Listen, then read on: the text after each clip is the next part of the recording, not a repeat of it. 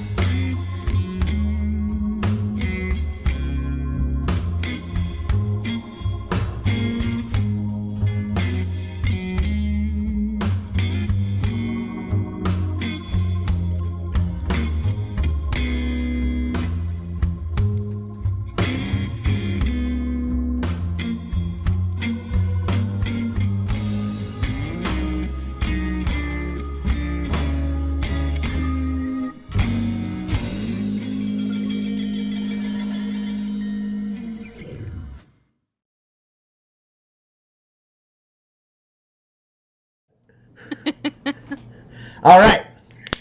So, Kinsey, Pax, and Roland are in Tobias Station. They've been there for a little bit, and they've started a bar. They bought the bar of the late Gunter Finnegan, who was shot dead in his bar a couple months prior to the arrival of Kinsey, Pax, and Roland. And basically, it was a cheap deal in the lower levels, a little bit of a fixer-upper, but these 3 are pretty good at fixing and upping. So they made it a pretty swanky saloon, very good for the lower levels, to be sure. They named it Umbra's after Kinsey's jackalope. And yeah, they started running the business. They're using the saloon sort of as a front for their real purpose for staying in Tobias Station, which is to investigate and possibly unseat the corrupt leadership of Tobias Station. They know that Captain Morales of the security team is pretty corrupt, and they suspect the station master, whose name I never have handy, apparently. He's it's sorry, last name starts with a C is all I remember. Copeland? Eddie Copeland. Yeah, there we go. So Eddie Copeland also suspected of being corrupt. There's plenty of family activity in Tobias Station. The criminals that aren't within the family seem to be more like scavengers and urchins who are just trying to get their money where it doesn't affect the family or the security team. There's a pretty hefty security fee for anyone who runs a business in Tobias Station. And despite that, their bar has been doing pretty decently, especially for a bar in the lower levels. In fact, I believe after just 2 months of operation, you guys have broken about even. We have collected 131 spurs. Right, which is our startup seed money came from drifting, so it doesn't even really count. Sure. If we don't count the initial investment, then you guys are making a pretty decent profit. But yeah, so that's what's been going on so far. We're 2 months into running the bar. Kinsey bought a carnivorous plant called a Drosera, which is large enough to eat a human, and Kinsey has to constantly feed it small varmints to keep it healthy. They hired some people to run their bar. They have the lovable urchin Harry. She is sort of Pax's protege at the moment. They have Eugene Galloway, who is just an exceptional card dealer, who is just robbing people blind at the card table for the saloon. And then there's also Hazel Lancaster, who is pretty good all-arounder, who's kind of a little handy, good at decent customer service and bartending, and just kind of like a very good employee to have around. Roland did extensive interviews to find at least the last two people I mentioned, but we've had a lot of time. You guys have been very busy. You've been investigating. Pax has started cleaning the, not cleaning yet, but definitely explored the very disgusting vents around the lower levels. Found a couple pathways that were cleaned out, and did spot Harry and a couple of her friends using them for like secret transit routes. But there's this like kind of like fungal like growth in the airways that's just straight up toxic and bad and not great to be close to. But Pax has managed to tough it out so far. Otherwise, not a whole lot else has happened. Just general investigation of the area, learning a little bit more about the station, kind of getting themselves settled in. It's been 2 very busy months since you guys started the bar. You've been, passing by each other in time, and then it just so happens around this time there's a point where Eugene's not really available for a long period of time. Hazel's got to go like visit. Long period relatively speaking. Like he's got like a few days where he's got to like he's got other obligations. I still hate it. And Hazel is has to like leave town for like a couple days. Harry's in the wind somewhere, and so it's just the 3 of you at the bar. And it's actually a really slow week. It seems like so slow, in fact, that I believe it's time for us to roll a good old-fashioned shoot the shit, as the 3 of you have some time to just kind of hang out in this saloon that you've created, this successful saloon. You got a nice little nest egg you're sitting on. You've been doing some investigating. Just time for you guys to chat, remember your companionship that you had before you came here. I feel like we need to do a Thruples retreat, guys. It's not really what we are, but it feels like it best fits what we need. Yeah, so who's rolling shoot the shit with who? Yeah. I'm gonna shoot the shit with Kinsey, preempting whatever gaff or foot in mouth he might do to me. So Okay. Probably pretty smart, yes. Yes, honestly, I was going to pick Roland, so I'm still going to do that. Okay. And Pax? Man, that makes me... Oh, am I muted? No. We can hear Okay, good. Yeah, that makes me want to pick the Drosera tree, but I instead will pick Kinsey. If anyone's going to be able to talk to the Drosera tree, it's Kinsey. Oh, no, I would just be like, throwing toothpicks at it or something. See how angry it gets at me. Sure. All right. Everyone roll personality as an attribute-only test, and we will see how this week goes. This is a tragedy. It's the worst I've ever rolled on Shoot the Shit. Is it 3? It's 3. I got the trusty 1 possible, luckily. Nice. Yeah. Who wants to go first? Mm-hmm. I'll go first.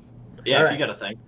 Cool. So, because you got one success, Kinsey, Roland will learn something about you. Whether that is something you share freely or something he's interested in learning or something that you may not want to share but accidentally slips out, that's up to you guys. If you've got an idea, I'm happy to learn whatever you want to, flip the cards over on Kinsey at this stage of the game. Yeah, I certainly don't have an idea. Yeah. And it doesn't necessarily have to be something super deep-seated. It could be something more relevant, like, pertaining to what you guys are doing in the station or your day-to-day or what the next steps are, stuff like that. Okay,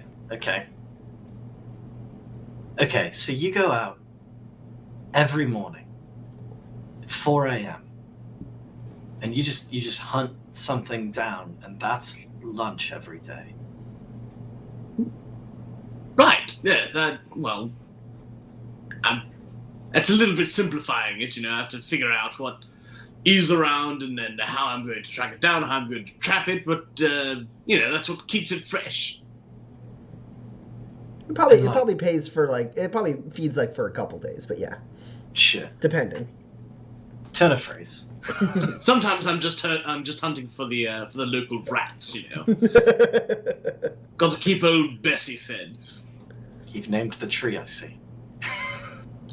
Somehow it just seems like it fits, doesn't it? I couldn't say. How do you do that? I've woken up early for things, right? I've taught 8 a.m. classes. I get it. But,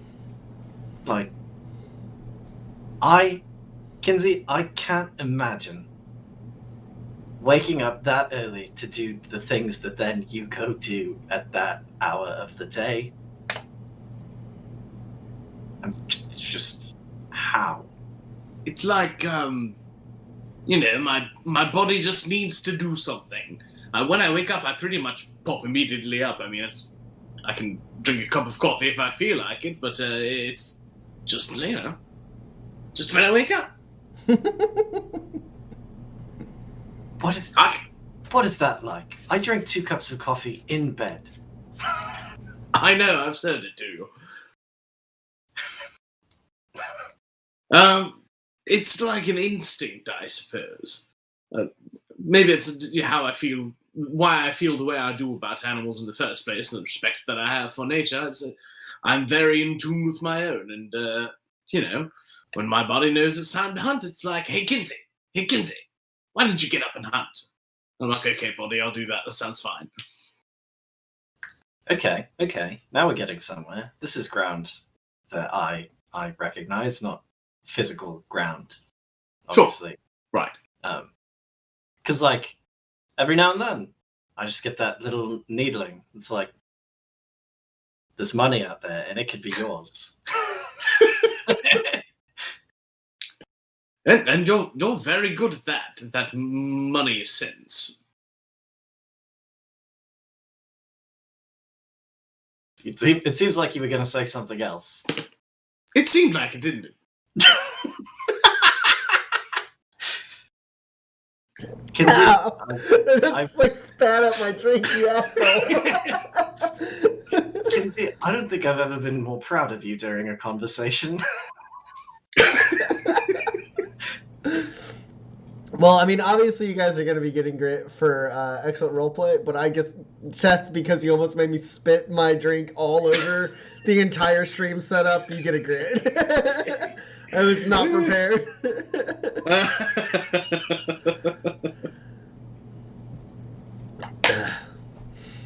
Yeah, so then either on the tail end of that conversation or at a different point in the week, you two also bond over something, because Roland, you said you got 3 successes. So yeah, it could be in the midst of this conversation. It could be later the same day. It could be later in the week. I don't know what you guys are up to. It's really slow. Even Eli's only come in a couple times this week. It's just everything aligned perfectly, Eli. right? Eli was just I gotta go take a trip to Las Brasas, and then I'll be back. And so like, he's gone for a couple days. You've only seen Eli a couple times this week. It's just a weird, quiet day, quiet, simple day in the lower levels at Umbra's. I've got something if you don't. Yeah, go for it. I think finally, shuffling through all of the cartridges in the jukebox, I finally play something that I'm not familiar with, that I haven't played before, and it's pretty good, And I look over and I see Roland tapping his foot, and I think we may have landed on an artist that we can agree is actually pretty good. Well, Seth, I was prepared for you to ask for a new singer. Yeah. So I don't know if that works, because maybe Roland won't like this, but you have a few cartridges for a woman named Deanna Ritchie, and she kind of don't worry, Addie, I'm not going to make you do it. Oh, okay. Addie and I had a side conversation about how maybe I was going to make her sing. Oh my God, just do it. No, so Deanna Ritchie, she has a sort of like a playful sort of way of singing. There's a big like brass band behind her. There's lots of parts where there's like just her singing with like a snare drum or like a slight cymbal like like playing in the background. And then like her moments where she sings get like punctuated with like big trumpets or other brass instruments. Oh God. Okay. And then she goes, "You slot it in," and it starts off, with a nice like the stereotypical like little cymbal kind of tinkling, and it's, "I can show you the world, Oh, no. shining, shimmering, splendid, ba-na-na. Tell me, princess, now when did you last let your heart decide? A whole new world, a new fantastic point of view. Been in it." I guess Roland either likes it or we both really hate it. See, the thing is that the words are sort of nothing. But this is music you could wear a tuxedo to, and I enjoy that.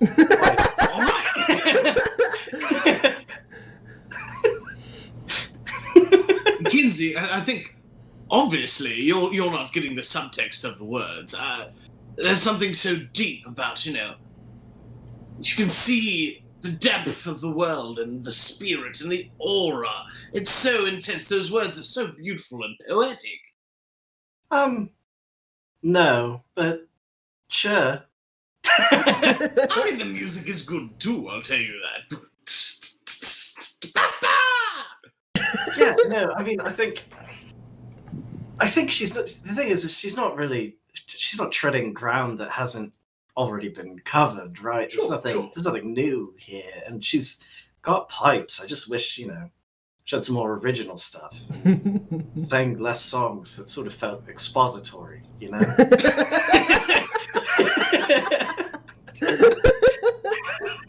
Expository, what's that mean? It means she's sort of just like, it's the bad version of telling a story, you see. Oh, sure, right. She's telling you what's happening, right? And like, plenty of songs tell a story, and they do it fine and well, but this is the version where, and then, you see, and it doesn't feel worthy of the band behind her, is all I'm getting at. But you could wear a tuxedo to this, and you would look perfect. I should put this one, I'll put this on more often, class up the joint a little bit.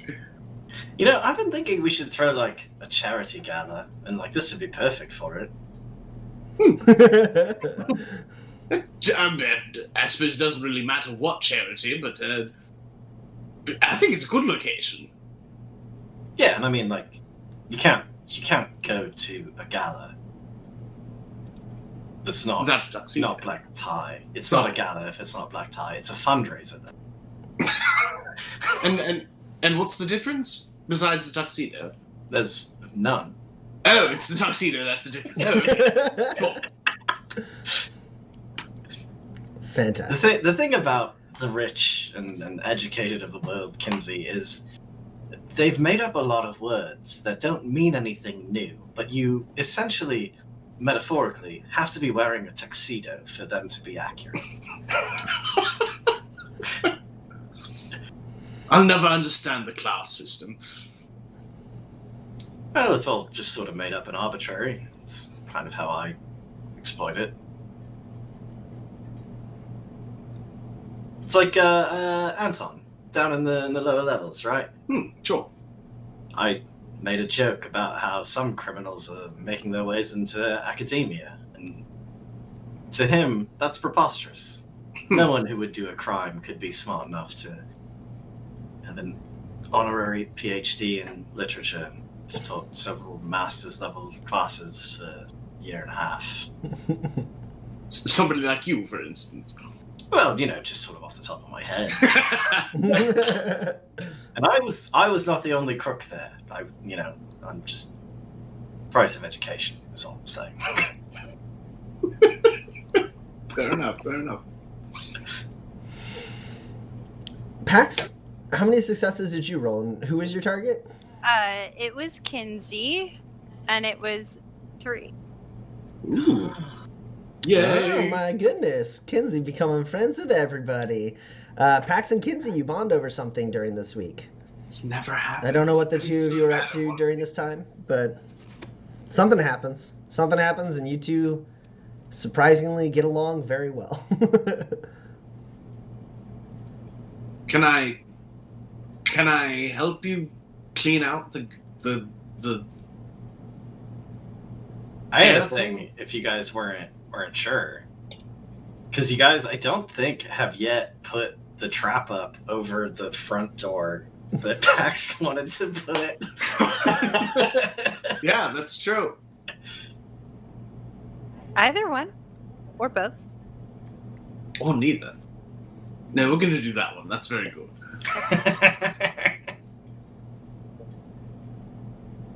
So I think... Yeah, so I mean, I was thinking it could be like a big magnet because everybody wears metal, and then we could just like have them like fly to the ceiling. But then I thought that would probably like cost a lot of money or something. I'm not really sure. So then I was thinking maybe it could be a giant blade, and it could be like it would like chop people in half. But then that felt like I was gonna have to clean that up too. So then I was thinking maybe I would actually ask you what you thought, because you're a trapper by trade and it's kind of what you do. You came to the right place.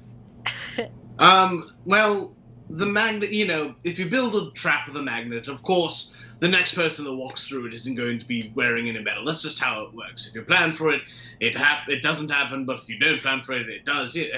We're not going to play with that. As far as a blade goes, I'm afraid if I put a giant blade on the wall next to your bed, that won't turn out well for you. It won't be next to my bed. This is for the front door. Oh! Right. But I understand what you're saying. Maybe it could be like one of those ones that's like a clamp and it like smashes them. Again, though, that's like maybe it should just be a cage. Because then I don't have to do cleanup unless like they don't surrender. Well, if you're looking for, because the thing about it is that like if you just kind of are like ha, and then you attack them, and then like you outright kill them immediately, then like they didn't have the chance to surrender, and then Roland couldn't talk to them. So yeah, he does like to talk to our enemies. I'm not sure why. Usually we get good information there. So what if that's probably why. That's why, because he gets the information. Okay, that makes so much sense. don't know why I didn't think of that before. I suppose what we could do a type of snare where we have we wind it up. There's like a gear inside the wall that we wind up, and then put the snare on the ground, and then that hooks their little foot. And so there's no cleanup because it'll just swoop them and hopefully knock them out, or they'll just be trapped by the foot and we can attack them and nothing gets cut off or squished. Okay. Sure. But then, quick question. What if they notice there's a rope on the floor? And see, that's where this handy mat comes in. I don't know about that one. No, see, so you put the rope around the mat so that it looks like the decoration, you see? And that way it's not on top of the rope, so as soon as they step on it, it'll snap them up. Is there a way to turn it off? Because, like, most of the time I feel like we want it to be off. I think that we can just put a little trigger in the wall that, it looks like a screw or something, and we set it when we need it to be on, and we unset it when we don't. Okay, sure, yeah. Okay. Sure. Yeah. I do that. Well, so what kind of trap are you guys making? So, but one other thing, I guess, is that, like, when they swoop up, make sure they swoop away from the tree, which is...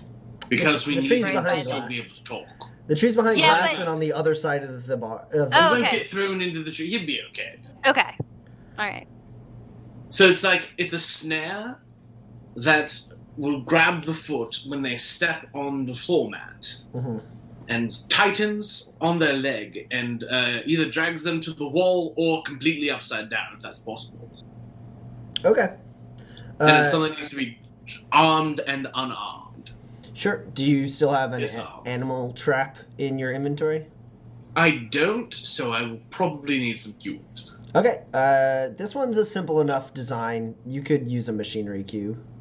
I think Is it- we actually gave one to PAX. We just never Yeah. actually decided what it was. Yeah, I have it. Oh, sure. Then there it is. Perfect. Yeah. The contents of that animal trap can be used to make this. It's a pretty simple trap. Excellent. Okay. So is this a one-time use trap? Or, like, can we, like, test it? It should be able to be reset, right? It might require like more maintenance to reset it. In general, just like the rope might snap or the counterweight might like get damaged in the process, and if that happens, you'll need to spend like another machinery cube to like fix it up. But yeah, I feel like it's worth it to test it. I don't see why not. Yeah. Yeah, we should test it. Who should we test it on? Who do you think we should test it on?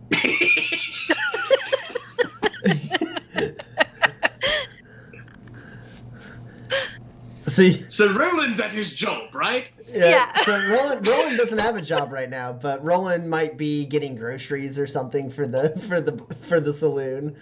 Or you ask him to go get groceries for the saloon.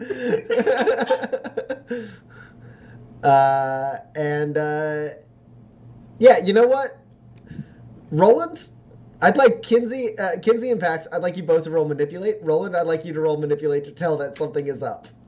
Oh no! Oh, this is gonna go so poorly. Wait, Kinsey, you have to help. Guys, I have to ask you both a question. Do I impress you with my dress? No. I've seen it all. I've seen it ripped to shred with birds. I can't. It's not that. Okay. You know, Sorry. I've on a number of times extolled how impressive you guys are, but I guess Listen, now that's you're like kind the of stepping fashion over a from pole. like before we moved to Tobias Station, I didn't realize that it was the fashion from like 2 years ago, but now that I've learned that, She's a city girl now. I am so city. Okay, I mean, you guys are up against a 12.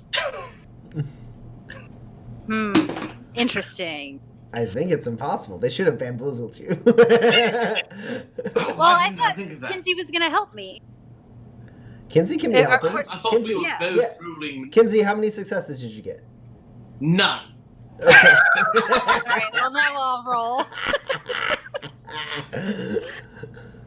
Sorry.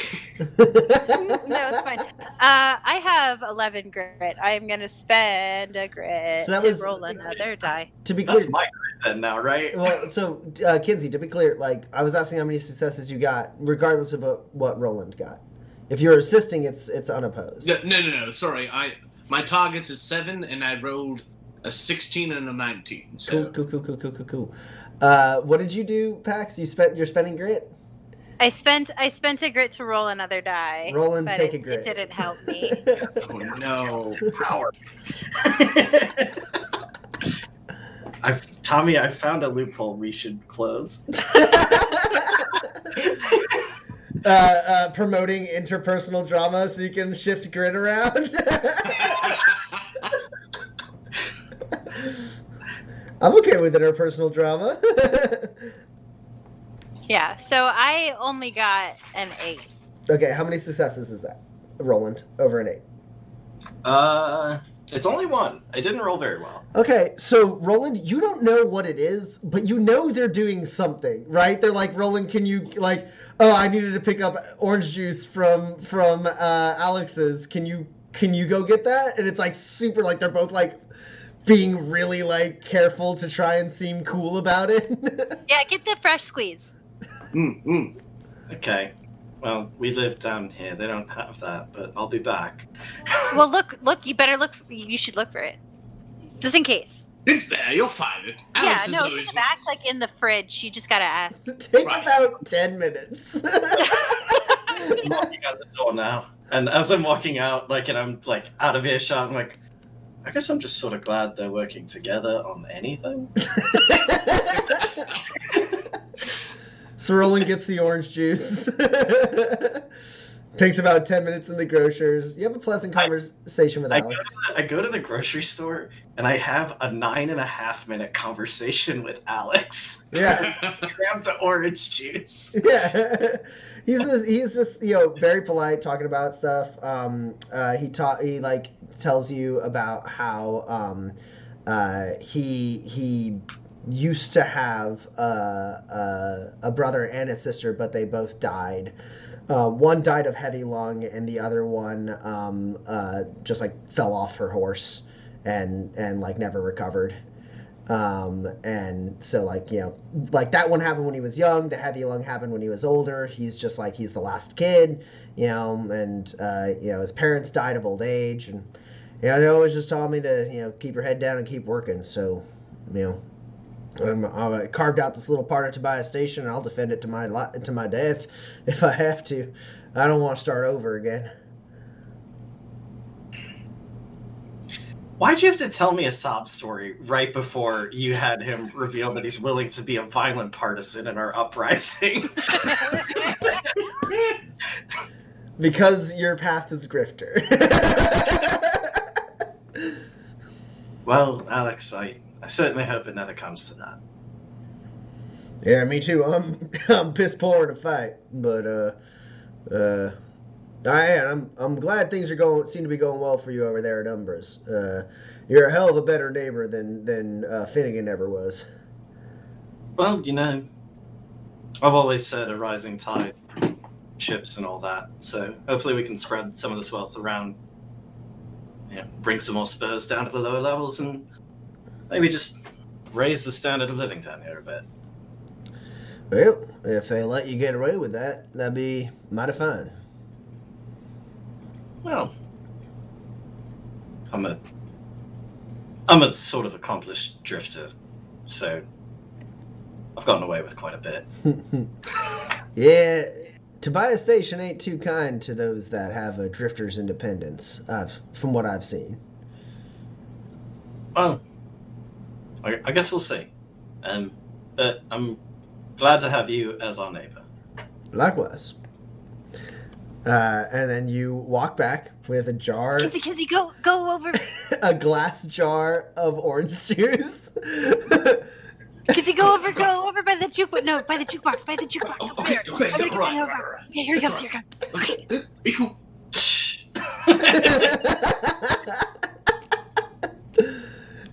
Kinsey, Roland, you're standing in the doorway. Kinsey is leaning against the jukebox stiffly with wide eyes, and Pax is polishing a clean glass with like not even like cleaning the glass, just polishing the same like 3 inches of a clean glass as she like is like, hey Roland, and like just like sits there. She doesn't switch glasses. She does not even water. She's just she's just wiping a glass with a dry cloth. Okay. Well, here's your orange juice. And he steps in and immediately Roland, your leg gets ensnared in a rope and you get flung upside down. The floor mat, the dirty floor mat, hits you in the face as it is caught in the rope as well. You get swung upside down, pulled up nearby the wall. You drop the orange juice. It shatters and... Oh, Wait. Oh, you're ready for anything. Yeah. Yeah, so who's ready for anything, and it foils my friend's very good gag. But I'm damned if I drop this orange juice I have paid for. Yeah, because you had the talent ready for anything. You were like, you're not 100% sure what's going to happen, but you know something's going to happen, so you like football that thing. And yeah, you get swung upside down. The mat hits you in the face. You hold on to the orange juice. You kind of swing there for a second, and now Roland is hanging upside down, holding orange juice with a rug, like draped over him. Oh, hey, it works. Hey, what? We did it! Yeah. And we didn't break the orange juice. Good on you, Roland. Yeah, good job, Roland. Is a high. At what point do I get taken down from here? Wait, before you answer, if it's not right now, it's the wrong answer. All right. All right. I'm gonna hug him, and then you just like let the rope go, okay? Oh, all right. It's just Okay. it's a nice knot. I didn't want to cut it, so. Yeah, and Pax flips you And over, I, like, Roland, sets you down. Put you over like my back. It's like there. Okay. Okay. And Well, you end up with your feet on the ground. I guess I'm just glad the two of you are working together on anything. The orange juice you have mentioned doesn't exist here. Here you go. Oh yeah. This is yours now. Kinsey, I got you some orange juice. Leave it on the bar. It's like I guess I can make something with it. Okay. You're a good sport, Roland. Okay. You know, I reset the trap, of course. Yeah. Perfect. All right. Everyone to can its like inert position. Yeah. You only turn it on, I assume, at night and any other time you guys tell me. Wait, no, because you guys are open 24/7. You guys have to tell me when you turn it on. Ooh, if I spend a technology cube and then give it to Roland, can he make me a remote? Yes. Yes. Short range. You can't you think No, if you're it's standing just at like I'm probably gonna put it in the under the Yeah. bars. Like, it's basically like if you're standing at the stables, you think you've gone too far, there won't be like a signal. But like if you make a remote that you kind of like fasten under the bars so anyone can hit it, that is a thing you guys can do. But yeah, so I will assume that the trap is inert until you guys tell me that you set it. Sounds like I'm just setting up for one of you to spend 4 grit to flashback. I would like to, if I have to spend another technology cube, I will to accomplish this. I do want the remote to require that you press it like 25 times before it works the first time, so that someone does go and check it and get caught in it. Like if someone tries to set it against you guys? No. I just want the first time anyone uses this remote, the button doesn't work until you've pressed it a bunch of times. making someone go and like look at the trap and say, "What's wrong here? I don't understand." And then they press the button and they get Oh, well, how about it just has like a fake button? No, So, I'm like- not telling you about this. I'm getting back at Yeah, the two that's of you. A not- mean prank. Oh, Got it. Okay. I understand I thought it was 100%. a safe measure Okay. instead of yeah. So Roland has set it up so there's a certain number of times the button has to be pushed before it actually arms the thing the first time. So the unless he is the first person to arm it, one of you will probably think something is wrong because you won't hear that little click from across the bar when it gets armed. Yeah, here you go. Cool. Sweet. Yeah, I'm just gonna put it under here so that like if we need to turn it on, we don't have to be right there, right? Because like we wouldn't want to be. Yeah, you get it. Fantastic. Thanks. Also, I'm sorry that we did that, but also like a little not sorry, but like It's fine. In the grand scheme of things, it's a small price to pay for the two of you to not be stealing things from each other, shouting at each other, literally walking in opposite directions in the middle of the night in the middle of dangerous wilderness. The second time you did that in more dangerous wilderness. Oh, no, I think that's it. This is better. I didn't know you were keeping a list. I'm not. I just remember things. Yeah. Also, later, did you wanna come shopping with me? Sure. What are we buying? Nothing. Gonna be tough to go shopping with you if we're not buying anything. Well, no, I'm gonna buy something, but it's a surprise. Oh, okay. You just have to say it's a surprise. Yeah, but then it's not a surprise anymore because you know there's a surprise. Listen, people who know that a surprise is coming but don't know what the surprise is are still surprised. And a lot of people have tried to kill us.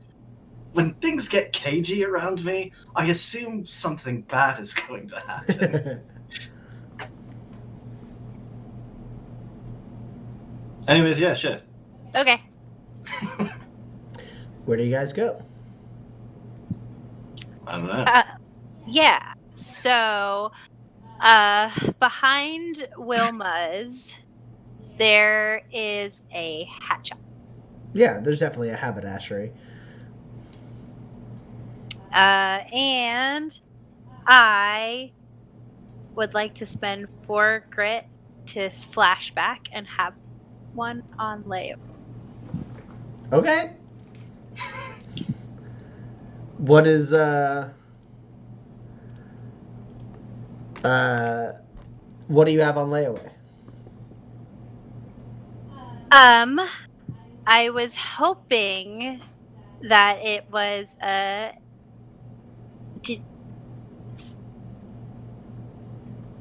A what? Digidisguise?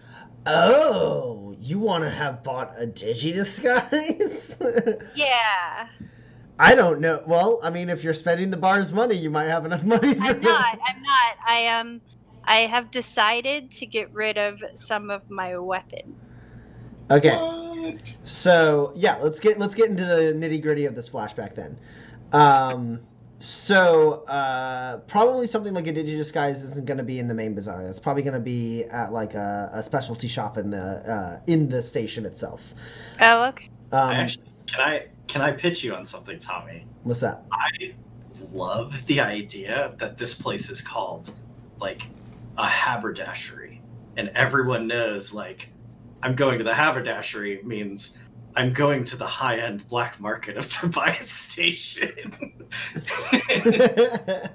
I don't think it's that much, but like yes, this specific shop, this we'll call it Robin's Haberdashery.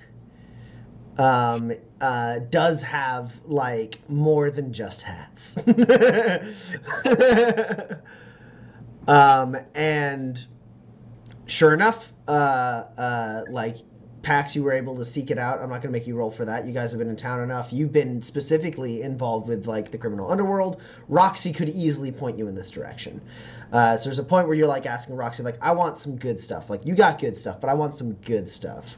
And she's like, well, you know, if you gotta get something like that, like a Digi-Disguise, you're probably gonna need to talk to Robin up at the haberdashery on the 3rd level. Okay. Do I need a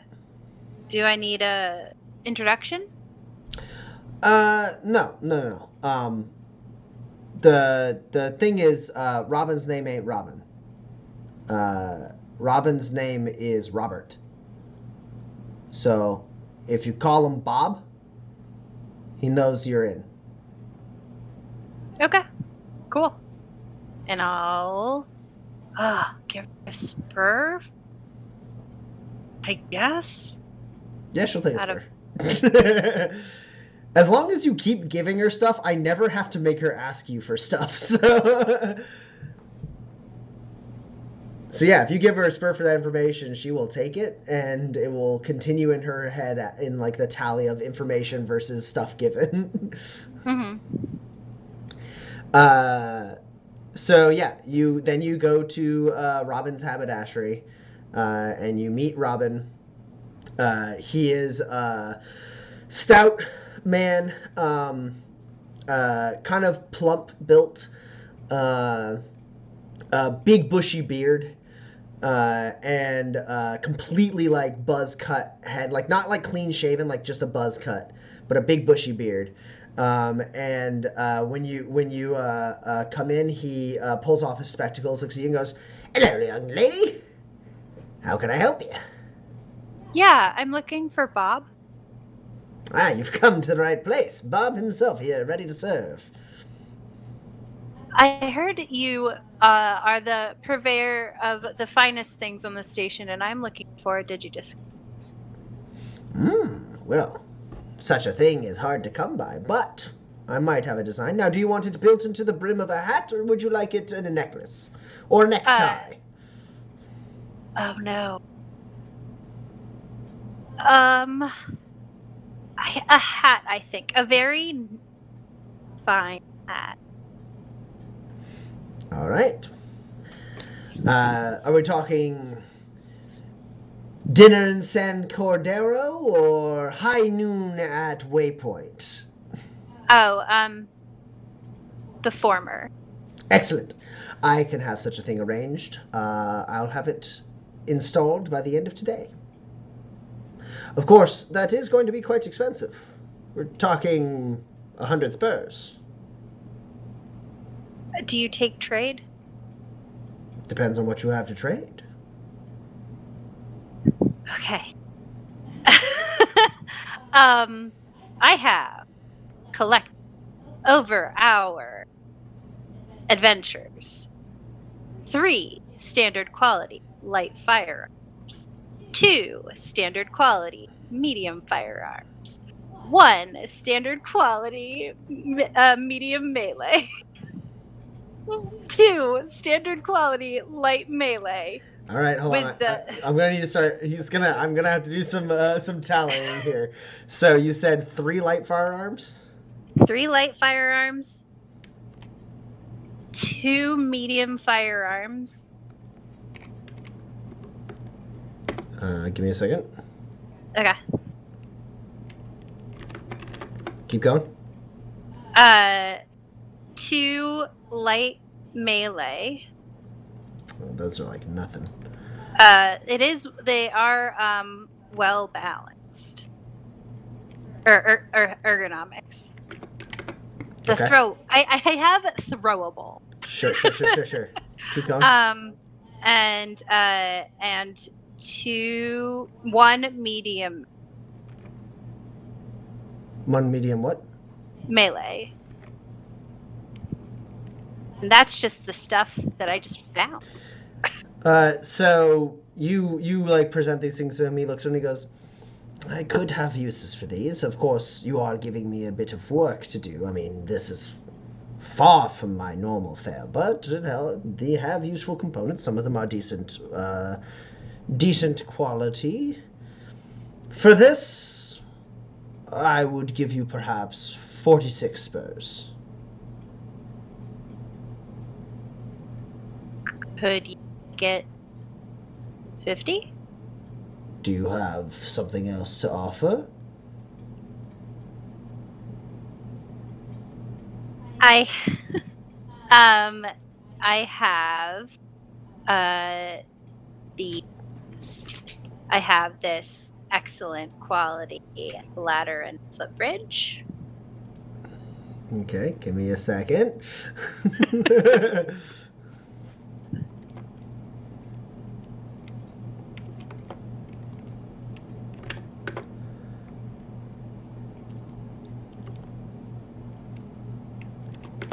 Well, if I were to give you 50 for these, and you give me that, we're looking at 63 spurs. Not quite close enough.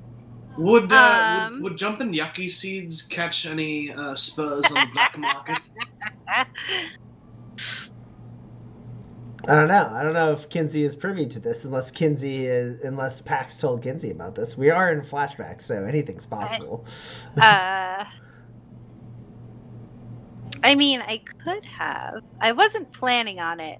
It's like the gifts that I've given Kinsey. Started just giving people stuff.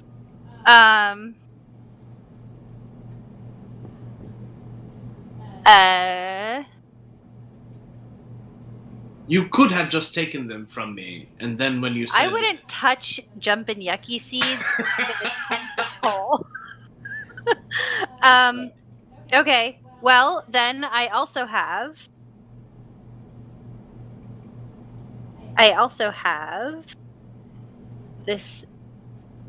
these excellent quality linens.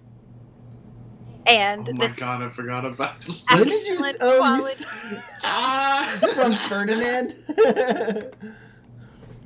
And this excellent quality pillow. No. You're gonna give up the pillow? I might if he offers me good money for it. For the linens, I'll give you 15 spurs. I can definitely do something with those. This pillow. It is a fine pillow. I wouldn't say it's the best pillow I've ever seen, but it is a fine pillow. It once upon a time, Colonel... Was it Colonel Koenig? No, just, General Koenig? Just Ferdinand. No. Well, I wanted to give him a good name. You can call him that. Yeah. He would have liked it. Ferdinand Koenig rested his head on the... Ferdinand Koenig. Unless, of course, you don't know who he is. Then I'll just take it. You won't know its worth.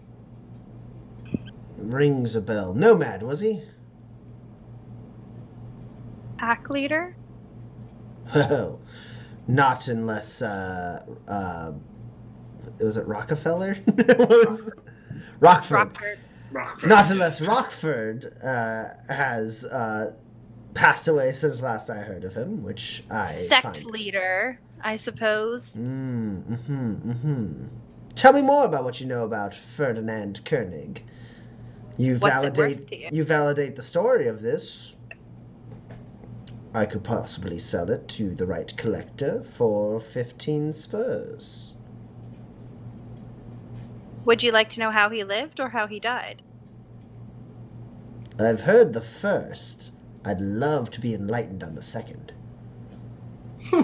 And I will tell him the story of how the people he blackmailed eventually turned on him after he lost his Imbalis and was felled by the people he oppressed. Well, do you not mention like his own son and Oh daughter? no, all that stuff too. You talk about how he was killed by his son and his daughter and one of his... Finished off by his own bodyguards who never loved him anyway. Yeah. You tell the whole story. Minus my part. I'm not in the story. Sure. Yeah. You tell the whole story. You like beginning from like Kinsey's arrival in the camp, and the fact that like offset Red Wheel as like the de facto second in command, and that like the two siblings rose above their differences, and Kinsey returned to camp and challenged his father to Zimbalist on a jackalope of all things.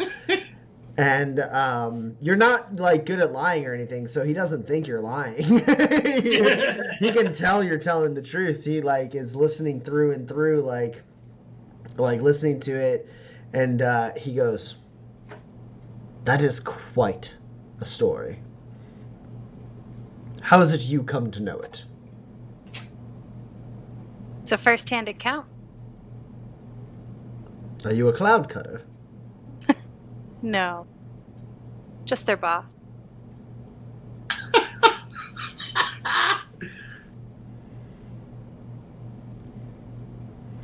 Well, whether it's true or not, I can definitely sell it. 15 spurs for sure. This is So my it was- businessman. what- Now you are up to 93 spurs. Dumping Okay, all this stuff on I the have floor. 7 spurs. Yes. I have 7 spurs. If you have 7 spurs, you will have successfully paid for this. Yeah. For Yeah. this Digi-Disguise. I did it. I'm gonna delete all of this shenanigans out of my Delete- inventory. I've run out of space in my inventory. That's how much inventory I have. I didn't even have to give him cryo capsules. It's baller. What's 22 minus 7? 15. Goodbye, pillow. So, off the flashback. Pax leads you up to the 3rd level, Roland. It's just below the upper crust. And into a haberdashery, Robin's haberdashery. You've never heard of such a place. It looks nice. It's got a lot of nice hats. Some nice, like, it's also beyond just a haberdashery. It's a little bit of a tailor's shop. So there's like a couple mannequins with suits and dresses on them. And stout man looks over and goes, "Here to pick up." Yes, please, Bob. He hops off of his stool, turning off the light over what he was working on. And he goes, "Is this the recipient?" Yes. He looks and goes, "A small alteration to be made, and then we should be fine." And he goes into the back room, and you two are left alone in the kind of shop area for a moment. Did you buy me a hat? B? This is a great store. I'm surprised I haven't been here yet. I guess I'm quite busy. Yeah, Need to get it's also kind of, for people in the know. Okay. I see. Yeah, I actually met Roxy helped me find this, if I'm honest. Oh, okay. I mean, this is a lovely place. I could use some of this. I must admit, my wardrobe has become less impressive in our time. Oh, I think it's still really nice. Sure, but not as impressive.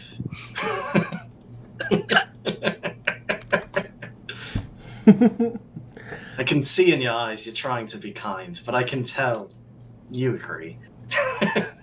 Well, once you've seen it torn to shreds by a bird, it's just not the same. No, I understand. That's why I don't go outside.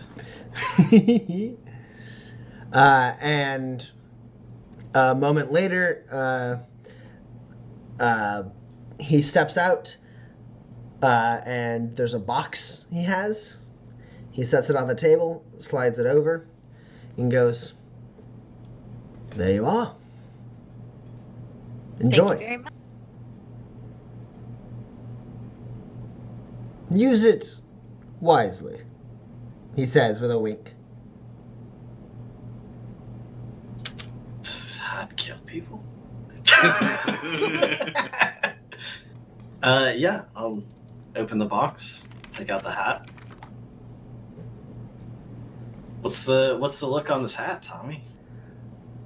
I'm trying to decide between a Homburg or a top hat, and I think it's a Homburg. I think you're a Homburg man.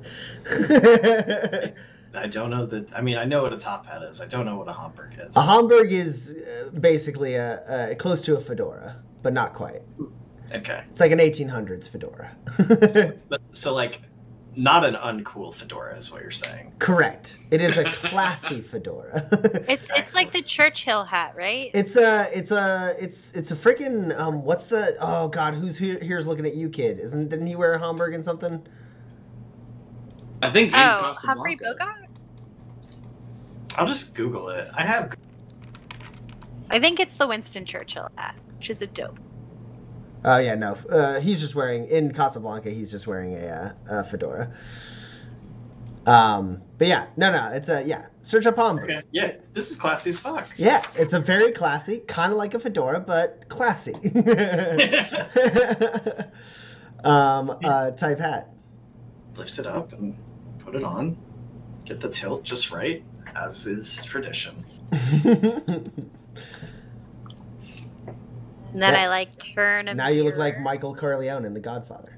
Okay. This is where I want to be, rise to power, taking down all who would oppose me. And then I hit the button on it.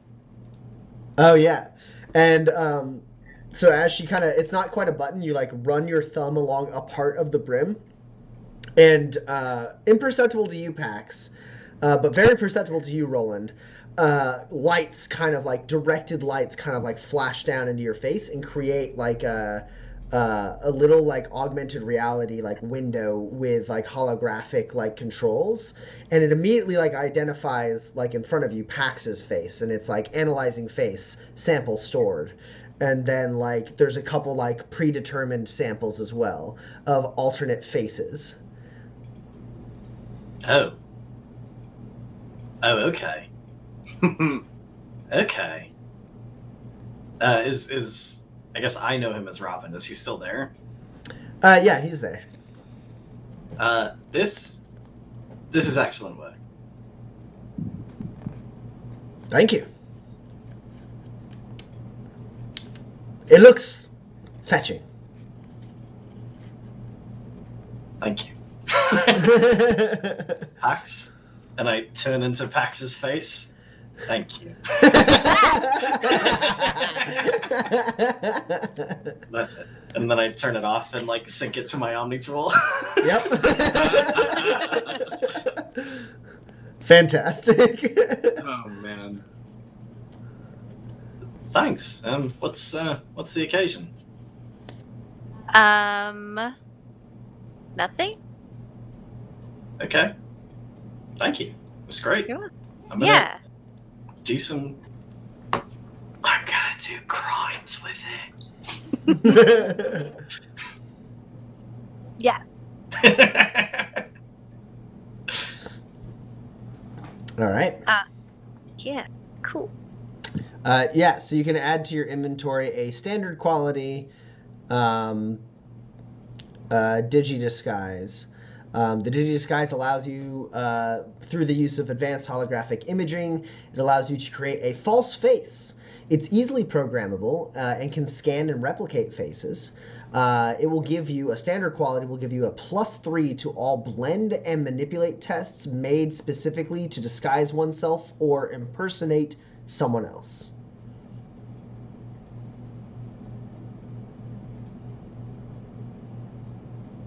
And Kinsey got his dad's shoes.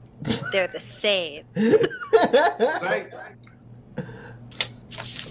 If you think about it, they sort of disguise his feet. No, to Pax, I mean legitimately, they're the same. Okay. All right. So we've finished Shoot the Shit. You all have done a wonderful job. I already gave you your grit for excellent roleplay, I think. Yeah, so. And then let's get into month 3 of owning a saloon. So it's 45 for rent. Yes. Yeah, if you pay that at the beginning of the month, yes. I go into the safe and I take out whatever we need for the month, and then I change the combination again. We have 86 spurs left in the safe. Okay. That safe should have a gun inside it that shoots whoever's opening it. We could work Well, on that's that. mostly me. I don't like You'll that. No, that's a fair You'll point. get out of the way. All right. So, as per usual, you guys can decide to commit as much. Like you can decide if you want to put time and effort towards making the bar profitable, and if you want to. Oh, what's up? Actually, something has just occurred to me that I would like to do. Oh, what's that? So Teddy comes for. So my understanding, what I have written down is I'm paying 30 spurs a month for 6 months, and then we own this bar, right? Correct. Cool. You still have to pay rent, the lot rent. The lot rent is 15 spurs. Basically, to buy all of the supplies that came and the furniture that came, you had to pay. But like then we own the lot then at that point, right? You don't own the lot. He still owns the lot. You rent the lot from him. You own everything that's in the bar. Gotcha. Okay. Yeah, which like you kind of are already going through or anything. Basically, like some of the stuff you've paid for is already like that one barrel of booze, for instance, like Sure. it's gone. But Never mind basically, that. yeah. I was gonna feel like, hey, you're gonna get 90 more spurs out of this. Do you want 70 right now and we call it square? Yeah, no. He still owns the lot, so it will still be 15 spurs a month beyond the 6-month process. But at that point, you no longer like, if you renege, if you don't pay, he can't like friggin' take all your stuff. Sure. He can just kick you out. Yeah. No, basically, like, if it was we own the thing, it's worth it. If it's not, then like I'd rather have the money on hand to overthrow a corrupt regime. Okay, cool. So as always, you can you can do anything you'd like if you want to focus some of your time on making the bar more profitable, or if you want to be more free to do subterfuge and revolutionary preparation, you can do that as well. The bar might not make as much money. We will start with what people want to do for the bar, if anything. Go ahead if you got a thing. For sure, Kinsey is going to figure out how to make the tea into a cocktail. And I am going to make that into something that sells. The weird murder tree meat juice tea. But here's the thing, we could call it murder tea, and like that's very good branding. Is it not? I mean, it sound like hotcakes. No, actually, we can't call it that. If we do start feeding people to it, it will be a dead giveaway. Damn. What about deep sleep tea? No. No, that's worse? Okay.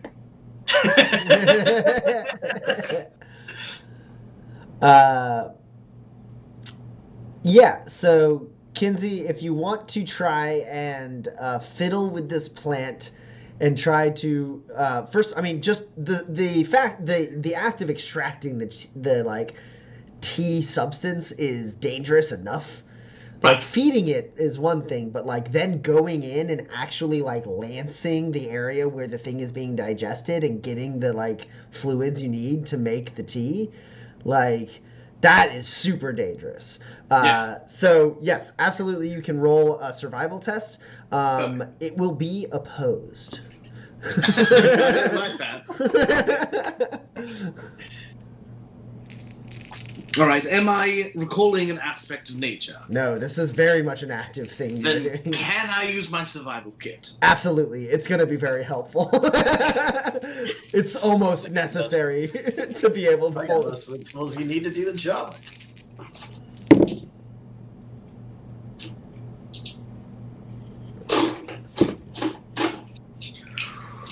Okay. Kinsey, you are up against an 8. Oh, all right. Well, I am. Well, hold on, one moment. Damn it, Kinsey. That's horrible. I am the aggressor, though, so I do get 1 success. I rolled an 8, a 7, and a 6. Okay. And a 2. Do you have grit? Because, like, 1 hit is gonna make bad soup. That's a good point. You know what? I think what I'm going to do.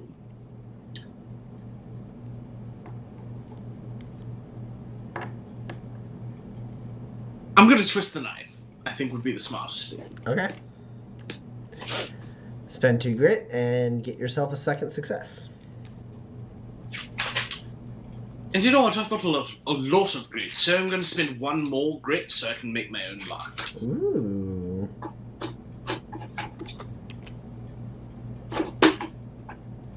That's an 11. All right, that's better. That's not your So target, that- is it? Right? What's that? That's not your target, right? No, it's 14. Yeah.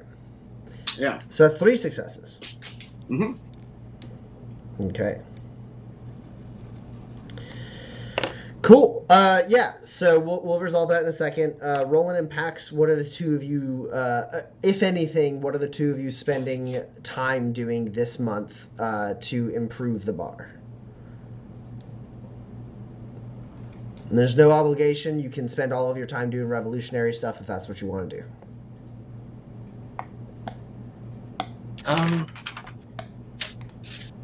I think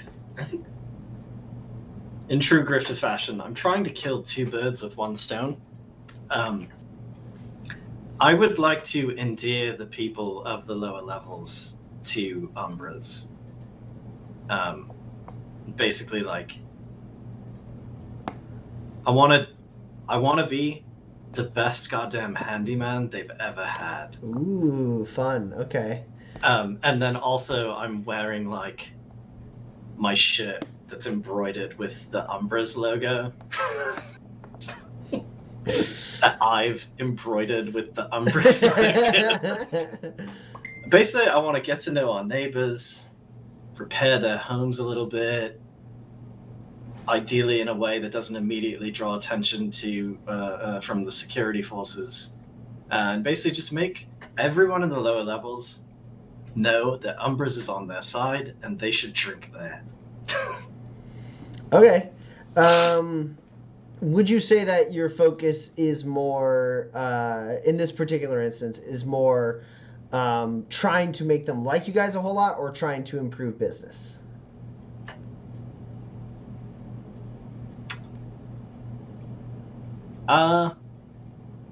I think I'm trying to make them like us, because I think that will improve business. Okay. And so, see, like, grifting is a lot like, I want that thing over there, so I go that way and it comes to me. Yeah. It's basically the secondary thing is the thing that comes less quickly, right? So Yeah.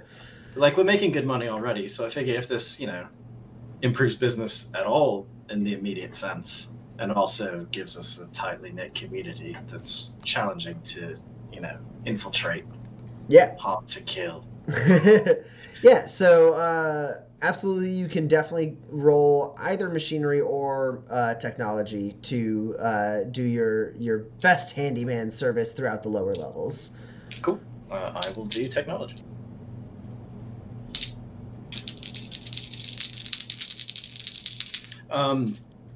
Does any of vehicle mechanic, blacksmith, or gadgeteer apply to this?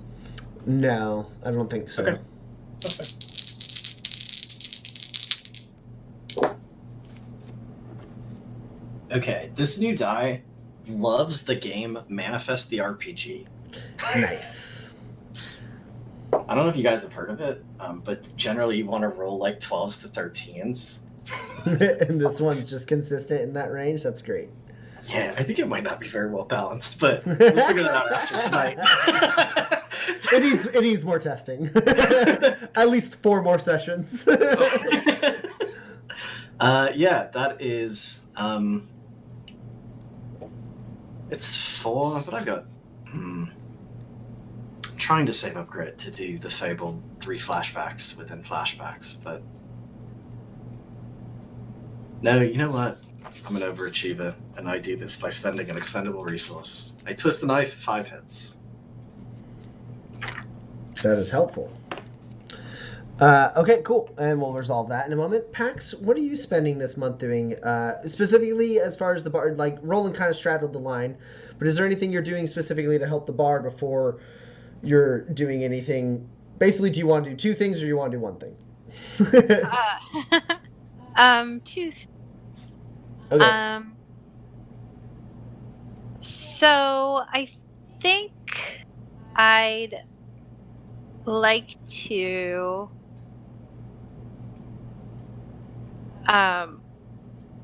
like make it a light month for our staff, like help by like doing a lot of the like work, like the like any extra projects, or like you know, the dishes are always put away, that kind of thing. Just like general like maintenance around the bar so our staff aren't overworked and grumpy. Okay, so you just want to like help out around the bar for Yeah. like significant swaths of time. Yeah, because the rest of the time I am gonna probably be cleaning vents, so I don't want to do like a Yeah. ton. So let's go ahead and have you. You can either roll. We'll make it discipline or observe to either kind of intuit what needs to be worked on to like help your like employees, or to just see what needs to be done.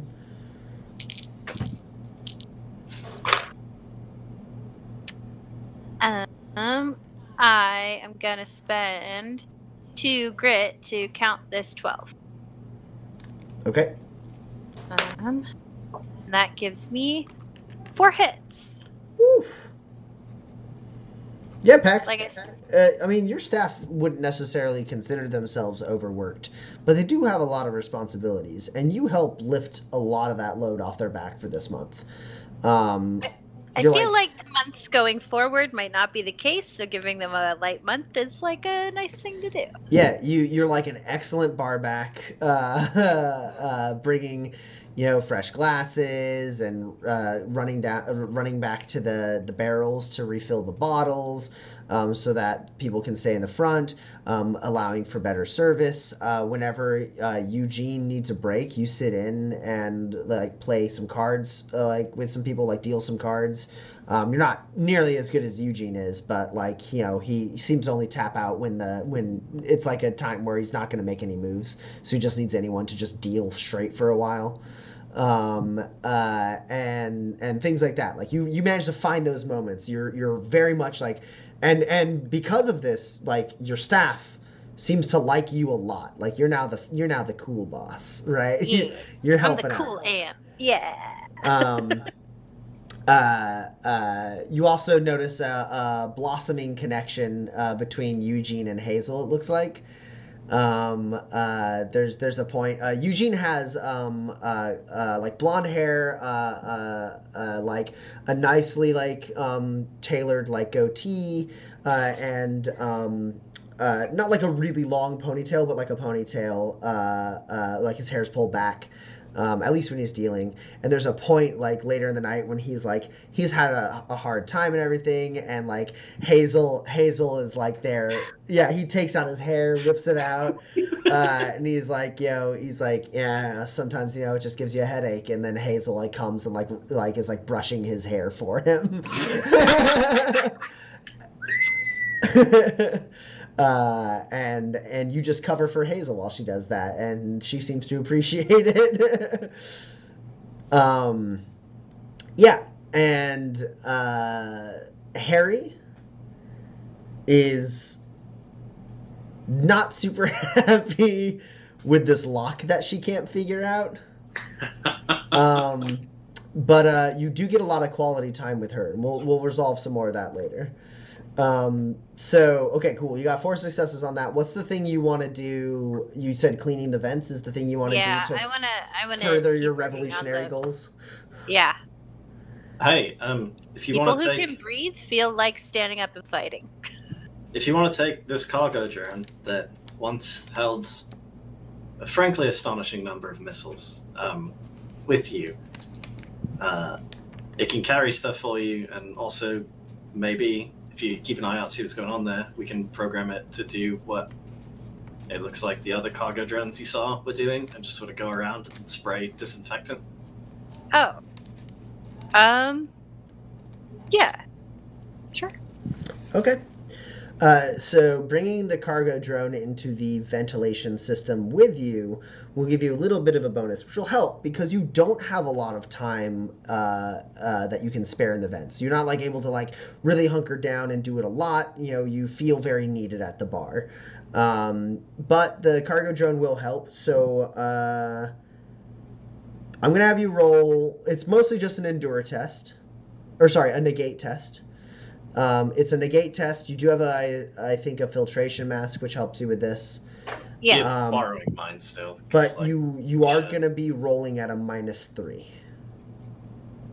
Because of the cargo drone? No, the cargo drone is actually making the negatives less terrible. Right. The filtration mask is excellent quality. So what does that? I think it's a +2 or 3 and an automatic hit. Yeah, you get an automatic success on unopposed negate tests against airborne stuff, which this is. I might be getting very sick. And then, because it is excellent quality, you get a +1 to your negate roll, as well as 1 extra reliability. Okay. 1 automatic hit, -3 +1. Yep. So -2 is what you're actually rolling, and you have an extra reliability. Yay. I should not be.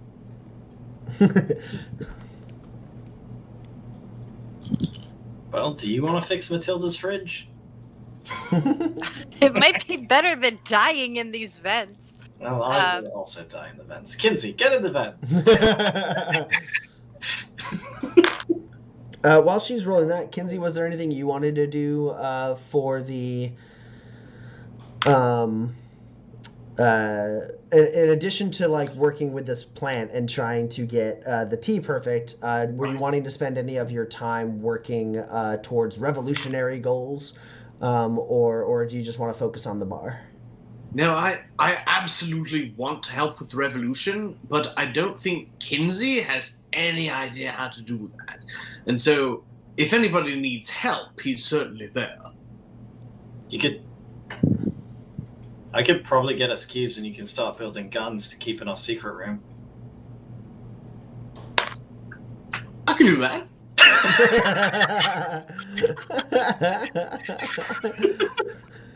I see. You guys are planning on arming people. Well, I mean, shit, everyone on Manifest has a gun, but like, some of those people don't because they're poor. You're not wrong. The great equalizer. Well, let's make it happen. Okay.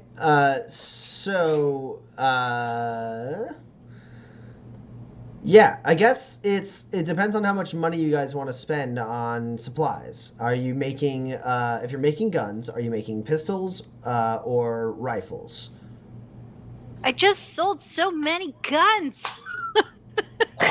Yeah, all of those guns be sold so that I can be Captain Morales at a key moment and tell the whole team to turn on Leo Riggs, who's gone mad for power. I don't know. Pistols seem fine. My thought was we'll pay a little bit extra on maintenance and use the supplies for maintenance from Kilburn to make guns. Got it. Okay. So that gets you a little bit of supplies. Not a ton. Was it going to be pistols or rifles? Because that determines. Pistols. Okay.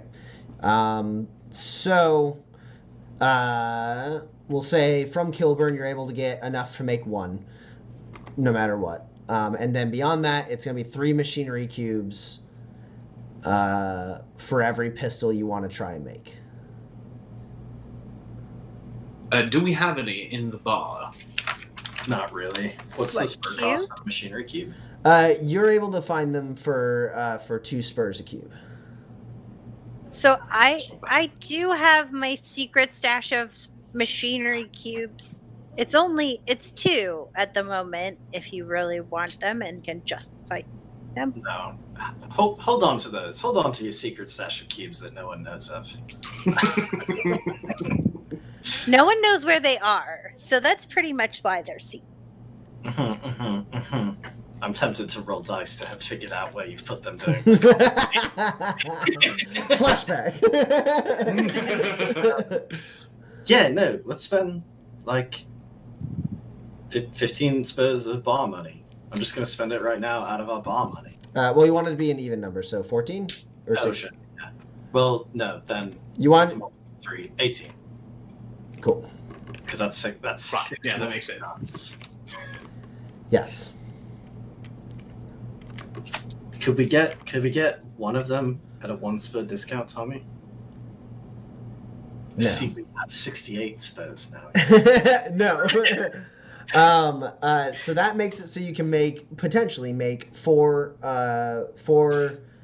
guns throughout the course of this month, because it's 3 machinery cubes a gun. Then you just bought 9 by spending 18 spurs. No. Yes. So, and then you got 3 machinery cubes basically from Kilburn for use on the bar, but you actually use them for guns.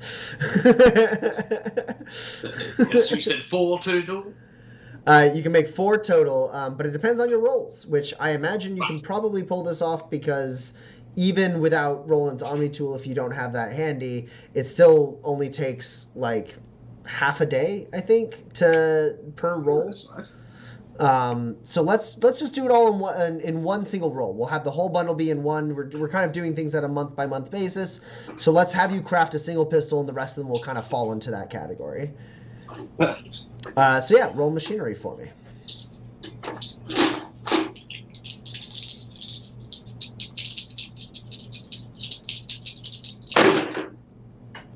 All right. All right, that's 4 successes. Oh my god! I know, right? That's exactly as much as you need. You make 4 excellent quality light firearms. All right. What? How? Do you roll 4 dice at reasoning? Yes, I do. Since when? When have you been that smart? He's always been that smart. He's never been that wise. Wow. I've actually been pulling quite a long con over the whole campaign to make Kinsey appear dumber than he is for moments just like this. Well, consider me conned. I was not prepared for Kinsey to get 4 successes in one roll. Yeah, I've known he's had 7 reasoning for like 3 or 4 months now. Wow. Yeah, remember when he called me dumb? That was because he was smart. This is fantastic. All right, yeah, you have 4 excellent quality light firearms hidden down in your little war room underneath one of your barrels. Fantastic. Okay, so that's that. I hope that I get to live the dream of just like being Reaper, but having like not an interdimensional pocket in my coat. You just have a lot of guns. Just drop the guns as they're empty. What about one guy? 6 guns. All right, so Pax, how did you do on your negate test? I have a rules question. Oh. So I was rolling at a 3. And I rolled a 2, a 3, and a 4. So I thought, hey, I'm going to play the gallery, which made both my 3 and 4 explode. Yes. And so then I rolled 2 5s, and 5 is my target number if I ignored penalties. May I You want to go it strong now? go it strong now? You know why you can? Because 4 is adjacent to 5. What? 4 is adjacent to 5. Right, but my target was 3. Right, but if you played to the gallery with your target at 5, the 4 would still explode. Gotcha. And how many 5s did you roll? 2. Roll one more die. Spend the grit and roll one more die. Okay. I flash back. I wasn't at penalties all along. All right. Well, that's a 15, so that's a full. But I did get 5 hits. Wow. I mean, I spent 5 grit to get 5 hits, so it's not exactly like. I mean, that's better than twisting the knife for 5 hits. You came out ahead. Okay. I guess. So, Hot. Kinsey, let's talk about this plant. About that time. We have to talk about Bessie. Yeah, so you managed to feed this thing, and you got 3 successes on it. So you find it's creepy, right? Like you do this, like you press the button, and the glass of the terrarium like slides out of the way. And immediately after it happens, like you watch as like the leaves and like those little like nodules on the end of like those with the like the very brightly colored like mucus on them, like start to just like as if in a soft breeze angle towards you. Like the leaves don't make dramatic moves or anything like that, but like they do just kind of like inch a little towards you. I do want to point out, if the terrarium door is open, the glass that is visible to customers is opaque, that is programmed in. No one may see what happens when Kinsey goes into the room with the tree. Oh, sure. So he has to shut it behind him then, is what it is, because there's only one pane of glass. So yeah, you step in to the Thunderdome with this plant. And it's like kind of claustrophobic, right? Your back is against the thing, and like the plant is not very far from you, and it does like inch a little towards you. And so you toss like you've already like a little bit ago you fed it like a rat, right? Spiced up the rat and everything, wrapped it up in the leaves I needed it to. So you've come to collect, and so you toss it. You toss another one on one of the plants that's like reaching towards you, and it immediately like reflexively like takes the rat and like pulls it in and then curls up against the body, crushing the rat and making it disappear. And with that, you're able to like have a little bit of shoulder room that you can move in, and like you're very, very cautious about it. Like you know that if any part of you touches this could be bad. And you also know that the glass is opaque, so literally no one would know if something went bad. They would just be like, "Where's Kinsey?" And then eventually they'd realize the plant ate you. I would have to hope for a dramatic splash of blood across the opaque glass. And otherwise I'm screwed. So, but luckily you don't have to come to that problem-solving moment as you are able to kind of like inch down, and there's a point where like one of the leaves is coming towards you, and you deftly move your hand underneath the leaf, which is very dangerous.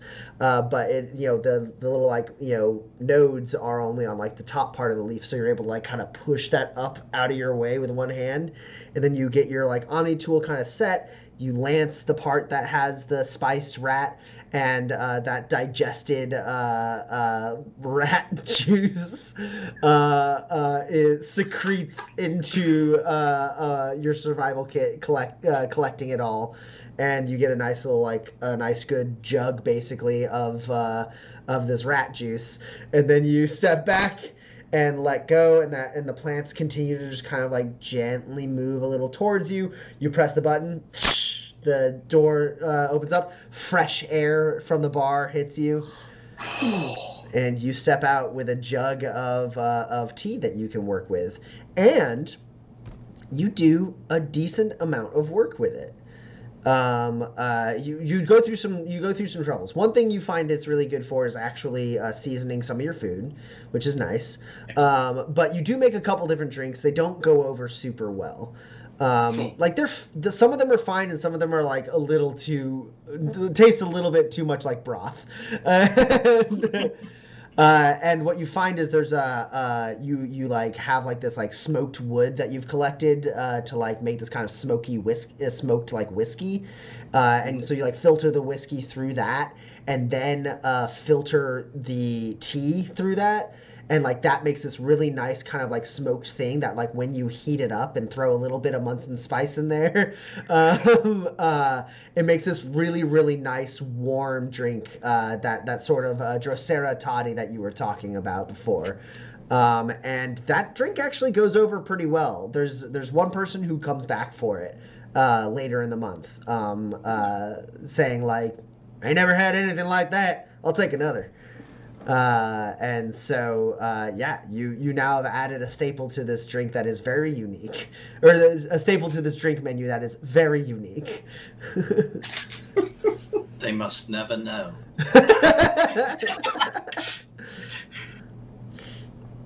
I hope that it doesn't taste better when it's people. Only one way to find out. I will not be finding out. So, Roland, you've been just making yourself available to people. You basically kind of like, in a non-imposing way, spread the word that like you're very handy. Basically, like at the beginning of the month, you mentioned to like Alex in passing, like, oh yeah, this one thing broke, I fixed it. And he's like, you can fix that? And he's like, I have a thing that's broken, come fix this. And you see your opportunity, right? And so you like do a good job with that, and sure enough, somebody comes by and is like, Alex said you fixed his refrigerator. Well, I have a fan nearby my vent, and it just rattles all day. Can you give me a hand, young man? And yeah, you just do pretty good work. Like it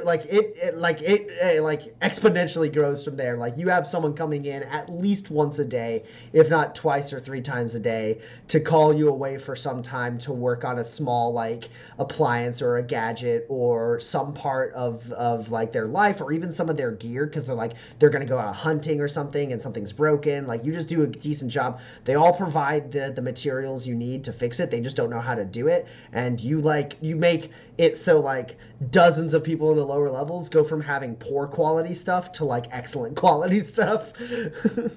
And they all know that the people who care about them own Umbras. Yeah. And not the people who run the station.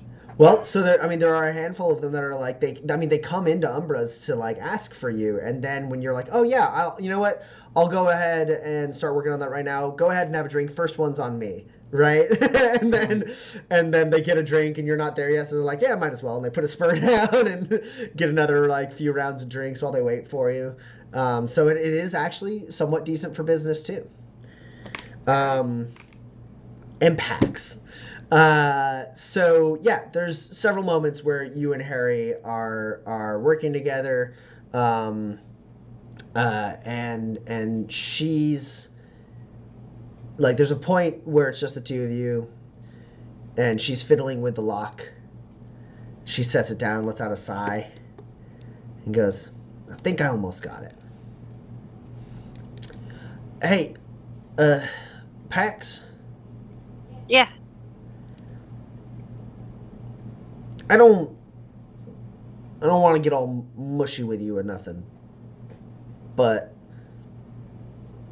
I just want you to know, I've been working here for a few months now, and I ain't ever had like a job, right? Like a legitimate thing. And I guess what I'm saying is thanks.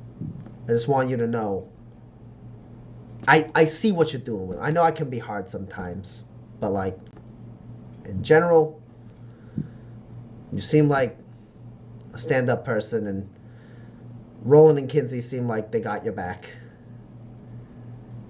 So I just appreciate, what you're doing. Can I roll discipline? Yeah. I mean, I'm not good at it. Well, if you have any grit, you can bamboozle me. I have 1 grit left, and I need that to stay alive. Oh my gosh, that never happens. Yeah, but then a fight will break out, and you'll be like, I have 12 grit. Stop giving me grit. Well, you're only up against a 9. Okay. Well, unfortunately, I have a 7 high. So. Okay. Well, that's gonna make it so, yeah. That adjusts my roll slightly. So, you don't know what's up. Something is up. Obviously, Harry is not this sentimental. You get just the, like, faintest, it's like this kind of, like, the broad term would be like this kind of, like, sadness of some kind, some flavor of, like, sadness or disappointment or something, and somehow thanking you helps make up for that sadness.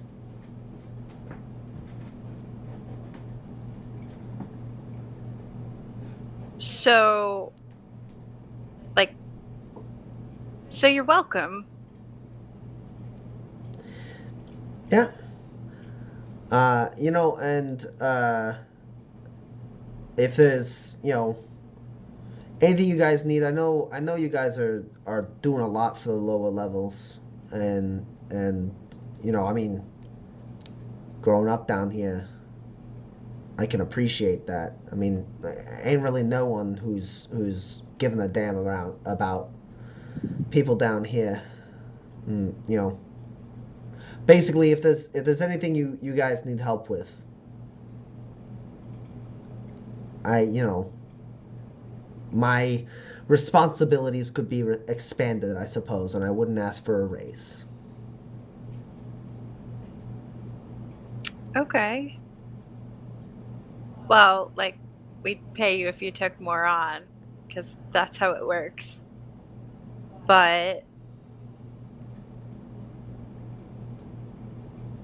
I know you're not, like, super big on sharing stuff about you, but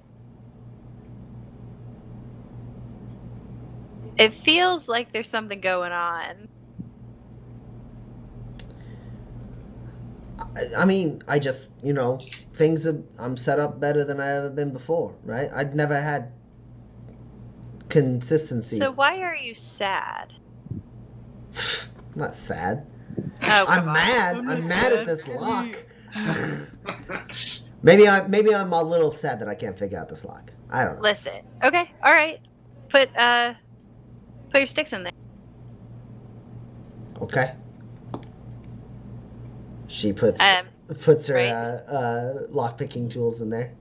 And I like grab her hands and I like show her where the tension is on the lock. Mm-hmm. And then it feels like you should move your right hand. But instead, and like I move the fingers, like rotate the fingers on her left hand. But instead, do that. And then, once the pressure feels like it's going to break your sticks, then release the pressure. Go ahead and hopefully this works. I have like no grit. Go ahead and roll skullduggery to assist her. Ooh. Now, I think someone wrote down the exact parameters of this lock, right? Trying to pick this lock is at a -4 against the threshold of 10. Okay, thank you. That's my skullduggery. It's a lock only a grifter could love.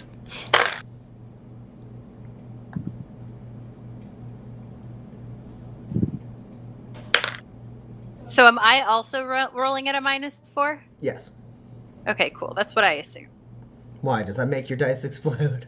Yeah. I don't understand how every time you get any modifier, it gives you an explosion. It's the only way I can get them. Yeah, cool and good. So I rolled 3 threes, a 4, and a 9. So she gets a +5. Yeah. That is extremely helpful.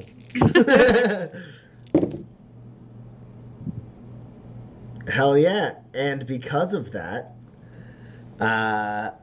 so with your guidance, she gets attention. She goes, I don't understand though. Like, but this isn't like there should be pillars here. Like, right? I mean, this is better than I've gotten it before, but like right here, there should be something. And she slides the pick back where there shouldn't be any like cylinders, and that's where Roland kind of has that like little secret release where it's like you don't do anything fancy, you just press this one little thing and then it opens up. And she like gets to that little thing and just like it's like not even like a piston, the lock is a fake, there's just a button inside there. And she like clicks that, she finds it and goes, what happened?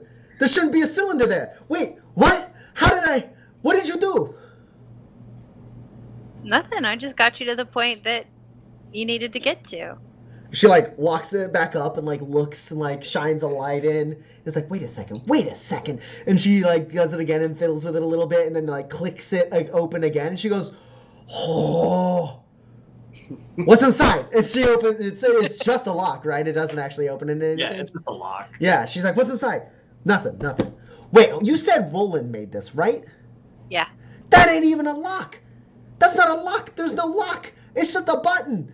There's just a button in there you gotta push. That's not a lock. Do you mind if I enter the scene and just pass through? Yeah, absolutely. Go for it. Yeah, but it stayed closed for 3 months, I say, as I carry a box somewhere else. You like shut the door behind you and you hear the lock crash against the wall next to you. Oh my god. How do you stand that guy? I don't understand. What? Well, I'm gonna go get it. I could use this. Can I keep this? Yeah, absolutely. She like locks and goes, I've never even thought about the fact that a lock could not just be a lock. That's the lesson. Can I take the rest of the day? Yeah. All right. Thanks. All right. And... But why is she sad? And who are those kids?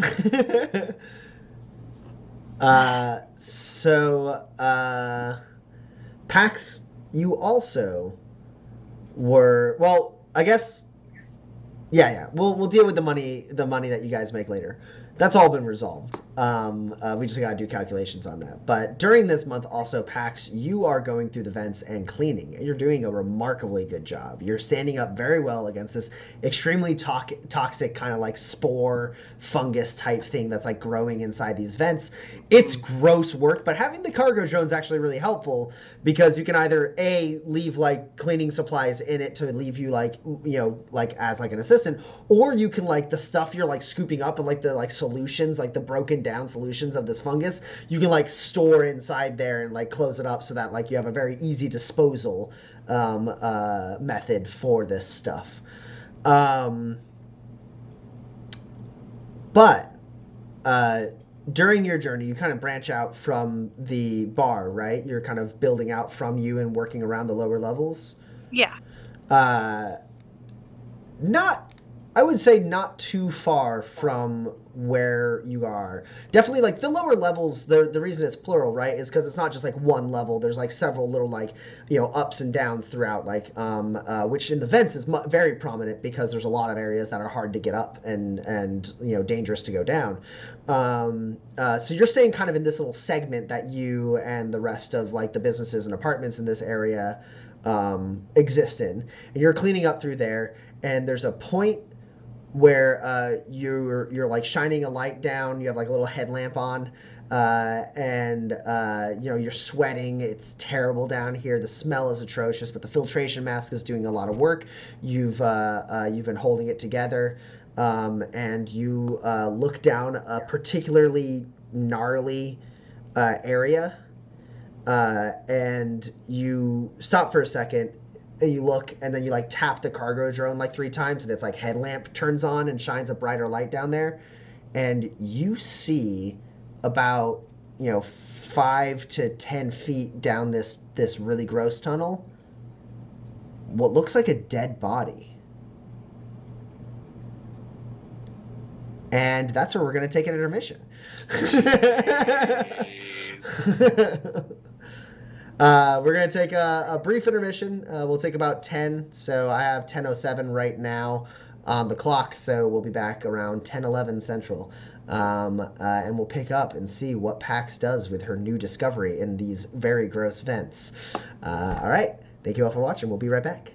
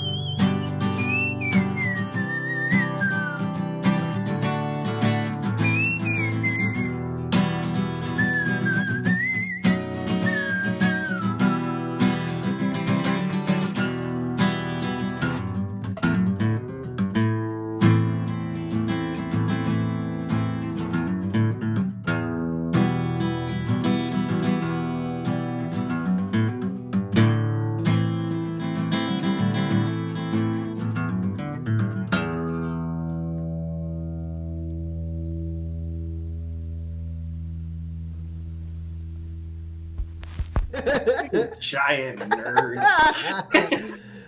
Welcome back to Manifest Actual Play. Before the break, these three drifters went about their life in Tobias Station. Nothing eventful happened at all. No, they bonded a little bit. Kinsey managed to make a very successful drink out of Drosera tea. I'm calling it Big Antler Toddy. Big Adler Toddy? Big Big Antler Toddy. Okay, cool. It's the Big Antler Toddy. Nice. It's the house drink. Pax had a heart-to-heart with Harry. Kinsey and Pax enjoyed a moment where they completed the trap at the front of the bar and activated it so that Roland could get caught up in it. They have a little little noose that hooks people on the foot. But most immediately important, Pax has been scrubbing through the vents to try and clean up this area of the lower levels vents of this terribly toxic fungus that's growing in there. And she found a dead body.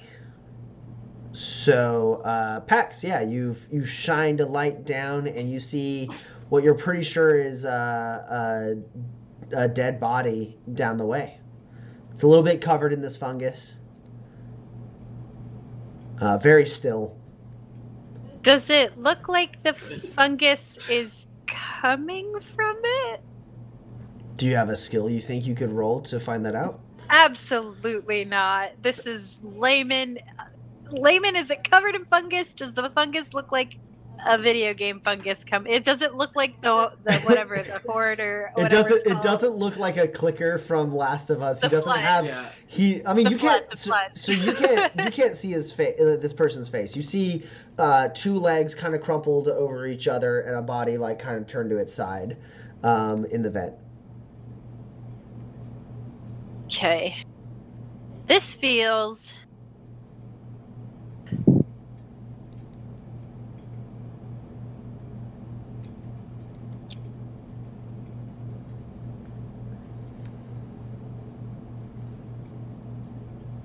Dang. Okay. Man, I feel like I'm gonna leave and it's not gonna be here when I come back. Oh my god.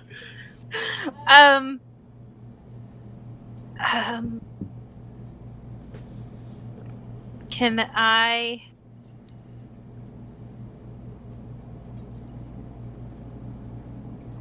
don't help. After waiting without input for a second, the cargo drone turns off its headlight and it all goes dark. Ah! No! Tap tap tap! The light shines back and the body's gone. No, the body is still there. Okay, something is bad down at the lower levels. I don't think the revolution is worth it. We should leave this town. Yeah, no, Okay, it's there. so- It's still there. I am going to take my little chalk that I've been using to keep directions on on how to get back to the vents that lead to the bar. Mm-hmm. And I'm gonna, on the side of the cargo drone, write, "Please attach medkit and send back. Found a dead body." Oh my gosh.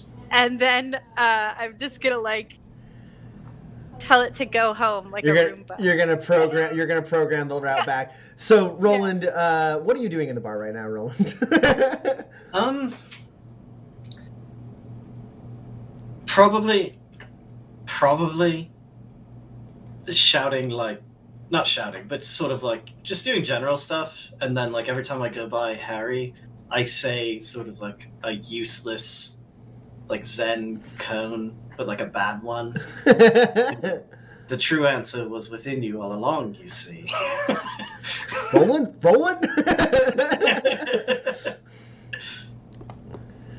And Kinsey, what are you doing in the bar? Probably cooking. Okay, so you're in the back.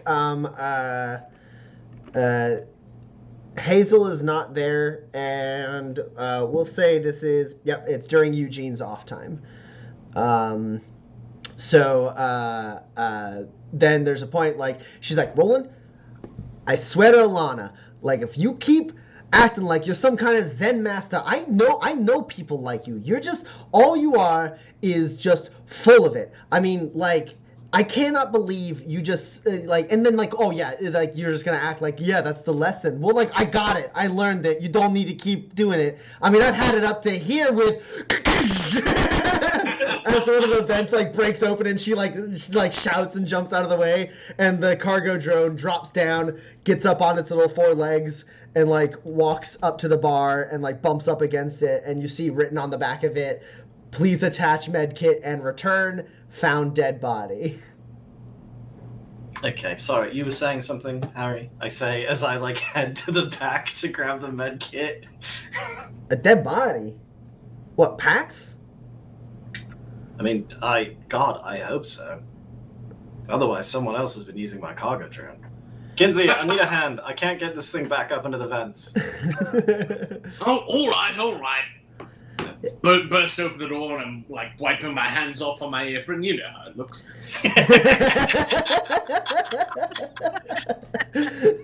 And, Kinsey, you see a dirty cargo drone that says, please return with medkit, found dead body. Dead body? I feel like it's pretty straightforward, you guys. Should we go and help her, or...? I've seen Pax come out of the vents. I will die in those vents. And that's if I have the mask that I learned to go in there. It ain't smart for Pax to be in there. That stuff is bad. It's really bad. It's dangerous. I've heard of people trying to, like, sneak through the vents and not make it. I bet it killed a guy. Which is why we need to get this cargo drone with a medkit. All right. With your legs now. You guys get it back in the vent, and Pax, are you sitting there just staring at the dead body during this time? Yeah. I don't turn away from it because I've read the LRCs that are like the horror novellas that are coming out of the swamps. I don't. Oh yeah. The light stays on that. The little headlamp is like. It's freaky. In fact, I'd like you to roll discipline for me at a -2. Oh right. Man. I will shoot it. Oh no, that'll aerosolize a lot. I know. I got 1 hit, I think, because I only have a 2 in tenacity. So I can only roll 1 die, but it is a hit. Cool. Yeah.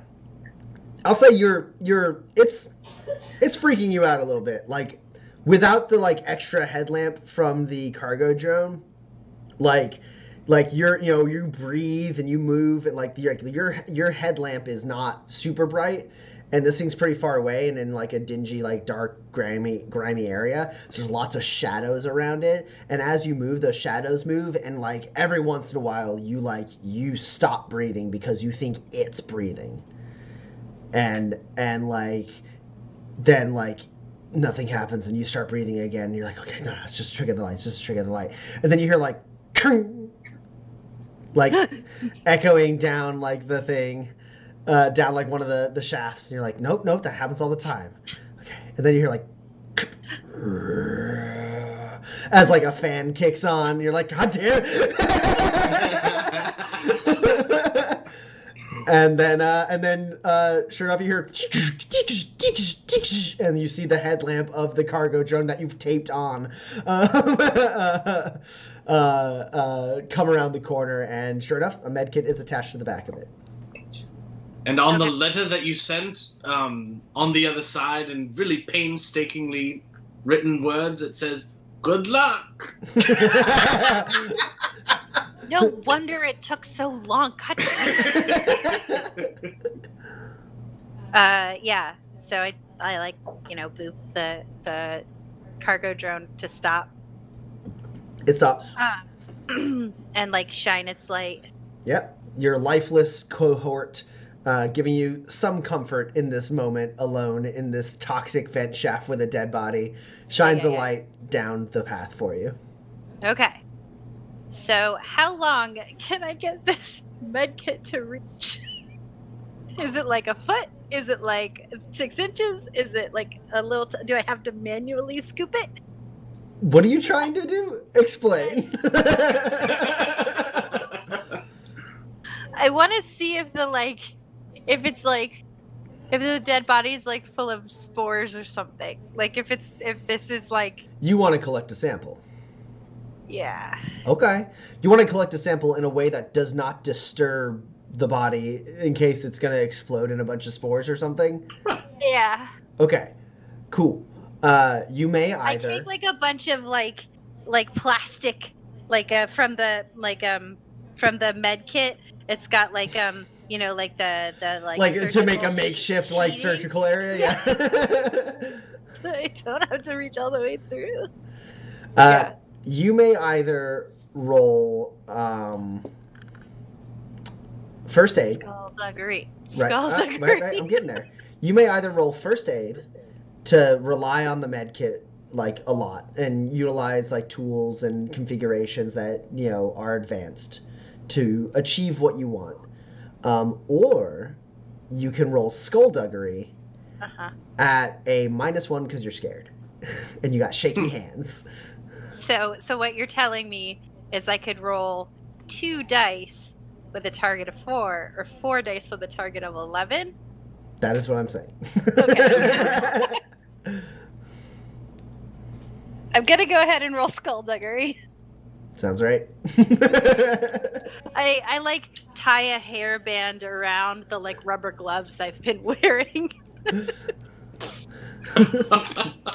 Oh no, my die! I've turned into Seth. Hey. It's such a good blooper in season 1 of Essential NPCs, though.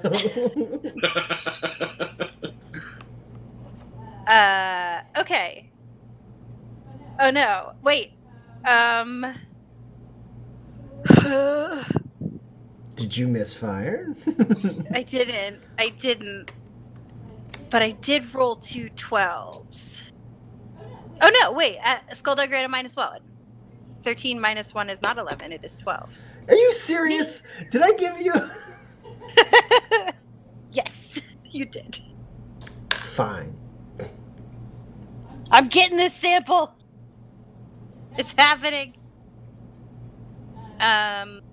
Okay. So I did roll 120. But I do have 5 hits. Okay.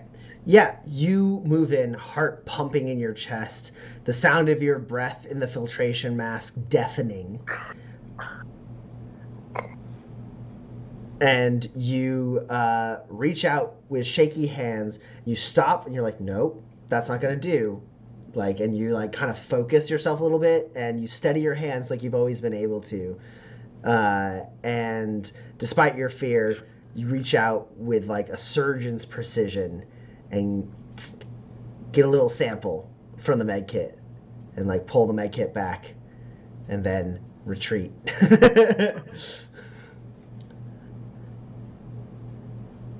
Cool.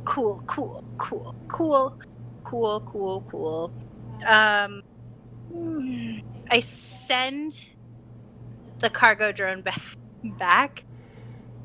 It says, and I wipe off my chalk and I write sample inside. Please start. I'm just saying, if you guys are gonna, you guys are a team, right? Like, you guys should go in there. Like, I mean, you got more filtration masks. You gotta have more filtration.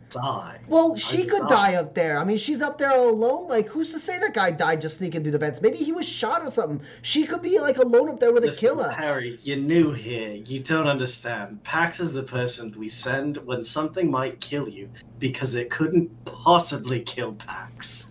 Well, you know, in these vents, in this station, there are things that I'm not sure can't go. Oh, God!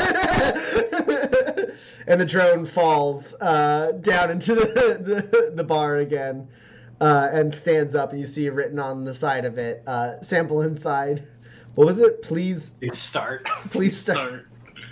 And I walk over to it. And I mean, I've seen that woman leap off a moving car onto a snallygaster. So, if there's a ghost in the vents that kills people, I'm afraid for the ghost, I say as I take the med kit back into the office. Yeah, that shuts her up.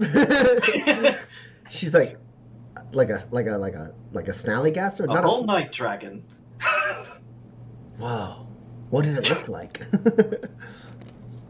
She asks Ask Kinsey. him. It bit him. Yeah, she asks It Kinsey. looked like hell. And Kinsey starts telling ghost stories in the bar.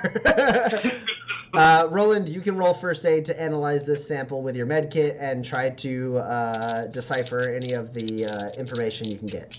Cool. Excellent quality med kit is a +1 to skill and reliability, right? Yes. The weakest of all my. So while that's happening, I imagine it takes a hot minute. Mm-hmm. Correct. Okay. So I'm gonna go to where the fungus is the lots of fungus starts. I'm gonna take my chalk and I'm gonna do a square all around the vent, make a line, and then do a hand width, and then do it again and do 5 of those. This is you attempting to create a meter to see if the fungus is originating from this point. Yeah. First off, that's dope. Take a grit. Yes. That's super cool. And then there's no test involved. You can easily pull that off. I am running out of chalk though. Yeah, and then I think I'm going to use my symbols to mark expressly how to get to here again. Mm-hmm. And see if I can come around another way. See if I can get to the other side. What in just a general area. You want to try and find the other end of this this channel that it's in? Yeah. Absolutely. Ask me to roll any of the things that I am bad at. I am happy to do it. I'm gonna get lost. But I'll be able to find my way back because I have my chalk symbols. Yeah, so I will allow you to roll machinery. Or survival for having good sense of direction, or just straight up observe. Okay, let's see. Meanwhile, Roland, what did you get? I got 3 hits on CSI Tobias Station.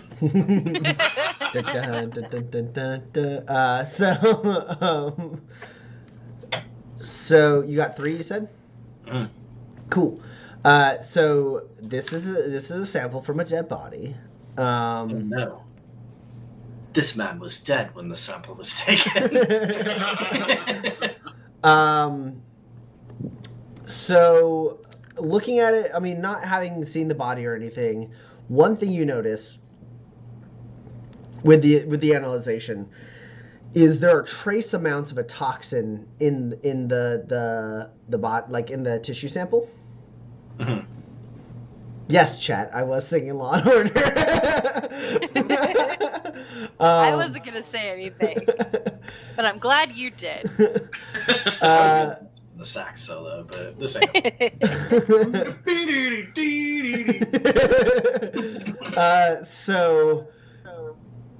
Echo. So you can find a trace sample of a toxin. And what's also interesting is because it's basically it just basically took a chunk, right? It was just a big grab. Yeah. And so there are surface level, part of the sample is here's what was on the the epidural, the skin level stuff. And you get the sample of the fungus, right? That's there. And it's a sample that I think Pax has already had you analyze before, so it's very familiar to you. I see. This is fungus. The toxin that is kind of very trace amount exists in very trace amounts within the flesh of this dead body is different than the fungus. Now this is something else. Hold on. What's that?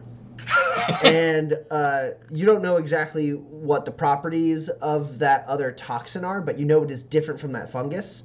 And then the other thing you kind of get from the sample, just based on the degradation of like the flesh and tissue, is this body has been dead for like a handful of months, like maybe 5 or 6 months. Okay. Interesting. Is this perhaps Finnegan? No, he was shot to death. No. That wouldn't make any sense. People saw it. I don't know why you'd hide a body in the vents and then poison it. Nah, not him. Okay. Oh, Pax is gonna hate this, but our weird botanist is probably best equipped to figure out what has done this to this man. You know that any further information would require examination of the actual body. Okay, well, chalk it up to a lost cause then. Pax, what did you get? You are muted. I got 3 successes. Okay, yeah. You kind of find a channel that connects and passes by this same area. It's all bad. This whole like zone that you're going in is bad. Sure. But you do find that like you kind of find a T section and you shine your light down and you see the body down. It's way further in the distance from this T section.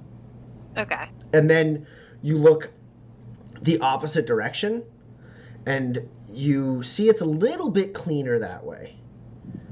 And so you kind of go and explore that way, and you see that leads into a hallway in this section of the lower level. Oh. Yeah, it's just an air vent that leads into one of the hallways.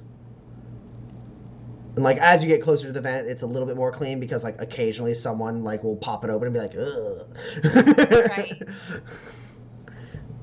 Okay. I think. I think I'll jump out from that vent exit. It is an extremely short walk from that vent to Umbra's. Great. Perfect. I come in through the door. You're alive, says Harry. Oh, Yeah. of course she's alive. Nobody's surprised by that. I say it from the kitchen.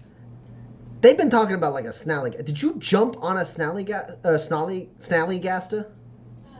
Well, I mean, I more like jumped at it rather than jumped on it. I didn't land on it because, I was more trying to pull Kinsey out of the tentacles while I was riding on his jackalope.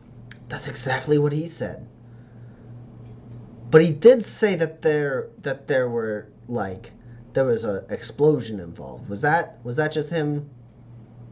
Did you blow something up? Oh, well, kind of. So if you like shine light on them, they like burst into flames and stuff. That's crazy. Sorry, Yeah. you found the dead body. Hey, Yeah. Hey, she's back. She yells back where Roland can also hear. I burst out dramatically and take off my glasses. This man was poisoned. Well, yeah, I mean, Okay. I could have told you that the fungus up there is really toxic. But not by the fungus. Okay, that was the reaction I was looking for. So, okay, cool. Okay. So it worked because I wasn't sure. I just kind of like jabbed it. So, I've found out that there is another toxin in his system that I would imagine is probably what killed him. I am, as you know, not a medical doctor, and thus cannot make further inference from the sample we've got. Oh. If you want to grab the whole body, I could maybe work with that. I know you'll hate this. We also know a guy who probably knows fungus. Aw. Well, maybe, I know, Kinsey, you can talk to him, and then I Come don't on. have to. You like him. Yeah, No, I like him. He's snotty. We've discussed this. I like him enough. And then he starts talking about, oh, you think this is a city? Who are you guys talking about? Anton Granger, the botanist. Crackpot Granger? Yeah, I see he's got a name. Yeah, that guy's crazy. I thought there was one time where I thought like maybe he had some like money or something, right? This like prim and proper like professor walking around at the lower levels. I thought he had to be hiding something, but then I opened the door and like a vine just like shot out at my face and almost took my nose off, and I ain't never gone in there again. I mean, who brings a jungle into the Badlands? Like, what a crazy guy. He did have money. He paid us that money. Yeah. Yeah, I so don't I think thought. the bar. What? Wow. I see. Like I thought he might have had something, but like I wasn't about to go in there. No. That looked like, God and hell on earth. Yeah, See? you shouldn't go in. No, that's not worth it. But so maybe Kinsey, you could go ask No, him. I'll go because I like his plans. Okay, because And now that I know that they call him Crackpot Granger, I can make fun of him a little bit. Well, I mean, not if you want him to like do Hey, stuff Kenzie, for us. don't make fun of a person if I'm not there. I'm afraid you'll go too far. It's happened before. That's fair. But maybe when you go, you could ask him if by moving that dead body, one, if it'll come off in pieces because that's gross, and two, if it will like send like danger spores all over the station and kill everyone. Sure. Well, yeah. Okay. I'll do it. I mean, I could go with you if you really want, but like, I don't really want to Does at this all. mean because he's the worst. that I also have to help with dragging the body out? Oh no, I just got a lasso like a foot. Well, how long has his body been dead? Months. You're gonna need to lasso more than a foot. Yeah, that foot will break off. You're gonna want a net. No, you're gonna want a bag. Net's gonna cut Well- right through like mashed potatoes. Well, I could probably fix up something. Finally, you and Harry have found something to bond over. I mean, if you give me like a Yeah, I if can you get give you me a like garbage a bag. thing- Well, no, I'm not, because here's the thing. It's like pretty bad in there. Like especially the area that he's in, or it's in, they're in, she's in. Anyway, Like a top.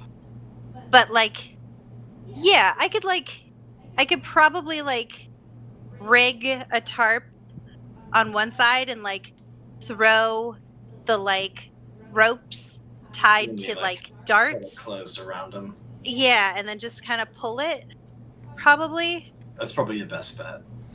But I would need like it probably has better structural. You guys need help moving a Structure. body? Says Eli over by the bar. No. Hold on. So, say more, Eli. What's the next thing you were gonna say? Well, I was gonna say, if maybe you expanded my tab a little bit, I could crawl in the vent and grab a body for you.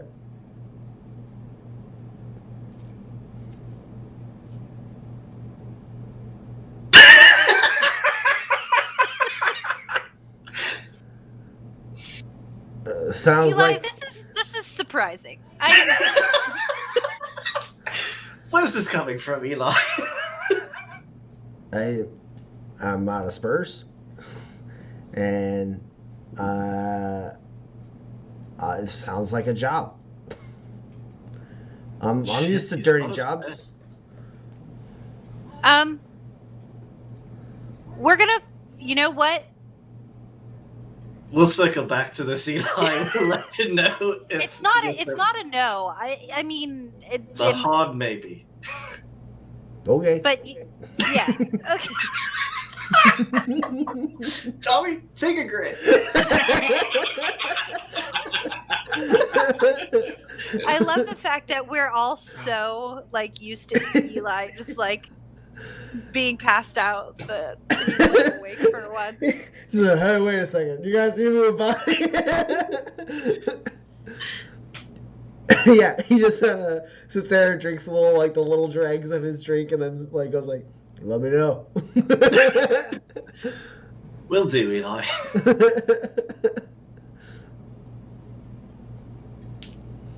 I'll get a top ready, I guess. Okay, will you go down to see him? I'm on my way. All right, Kinsey, do you knock first, or you just barge into his room? You know, it was so fun surprising him the first time. I'm just gonna go ahead and barge in. Cool. It's locked this time. Oh. Can I try and pick the lock? It would be a skullduggery test. I'm gonna try. This feels like sort of along the same lines of like, don't make fun of someone when I'm not there. You've gone too far before. You're gonna be at a -3. It's a decent lock. But I am specifically not making fun of him, so... A wiser man would make the leap as to how these are connected.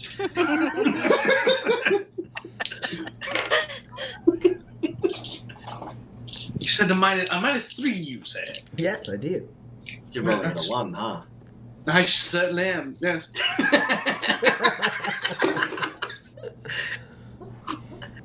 You know, shockingly, I got no hits. Yeah, you're like, Pax does this all the time. This is nothing. No And problem. then you sit there for a second and you go, I don't have any tools for this. You realize you don't know the first thing about picking a lock.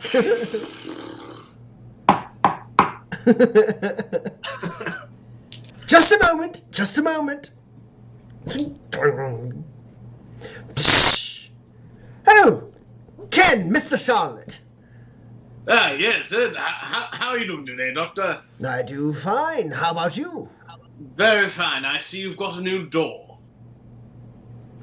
No. I guess I just didn't notice the sliding. That's fine. Very nice lock. I'm glad that you started locking your door. Yes, well, your quite terrifying companion made it very clear that it was foolish of me, and I tend to believe when scary people tell me things. No. Well, I'm glad that you didn't decide to go the route of using your plants as security. Oh my goodness! Caught up. I've never even thought of that. Dear. I should move the snake vine back by the door. Ah, yeah, see? Very clever. Put it right on top and then they'll never see it coming. Yes, I thought there was a good reason why it was there, and I forgot later when it tried to bite my face. But now I understand. Most people won't be expecting a snake vine now, will they? They certainly won't. Oh, and Jumpin' Yucky, I've found makes for a very good security measure. Yes, You but know, of for course people's street. I'd have to dig out the bottom of the station to do that, and that seems like a bit...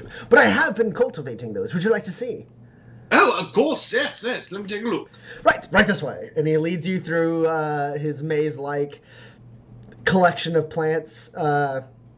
And sure enough, there's a little, a hole-like table, like almost the size of a pool table, with a thin layer of like dirt and little sprouts pointing,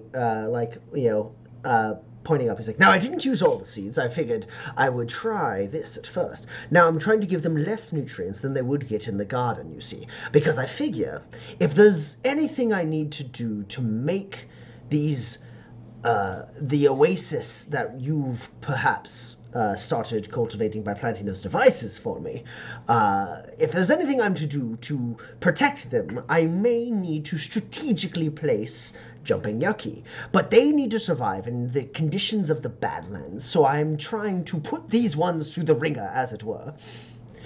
Now, when these ones inevitably die, hopefully I will find some useful information from that, and then I will cultivate a batch that will be given the proper treatment so that I can produce more seeds, which is something I'm not necessarily looking forward to.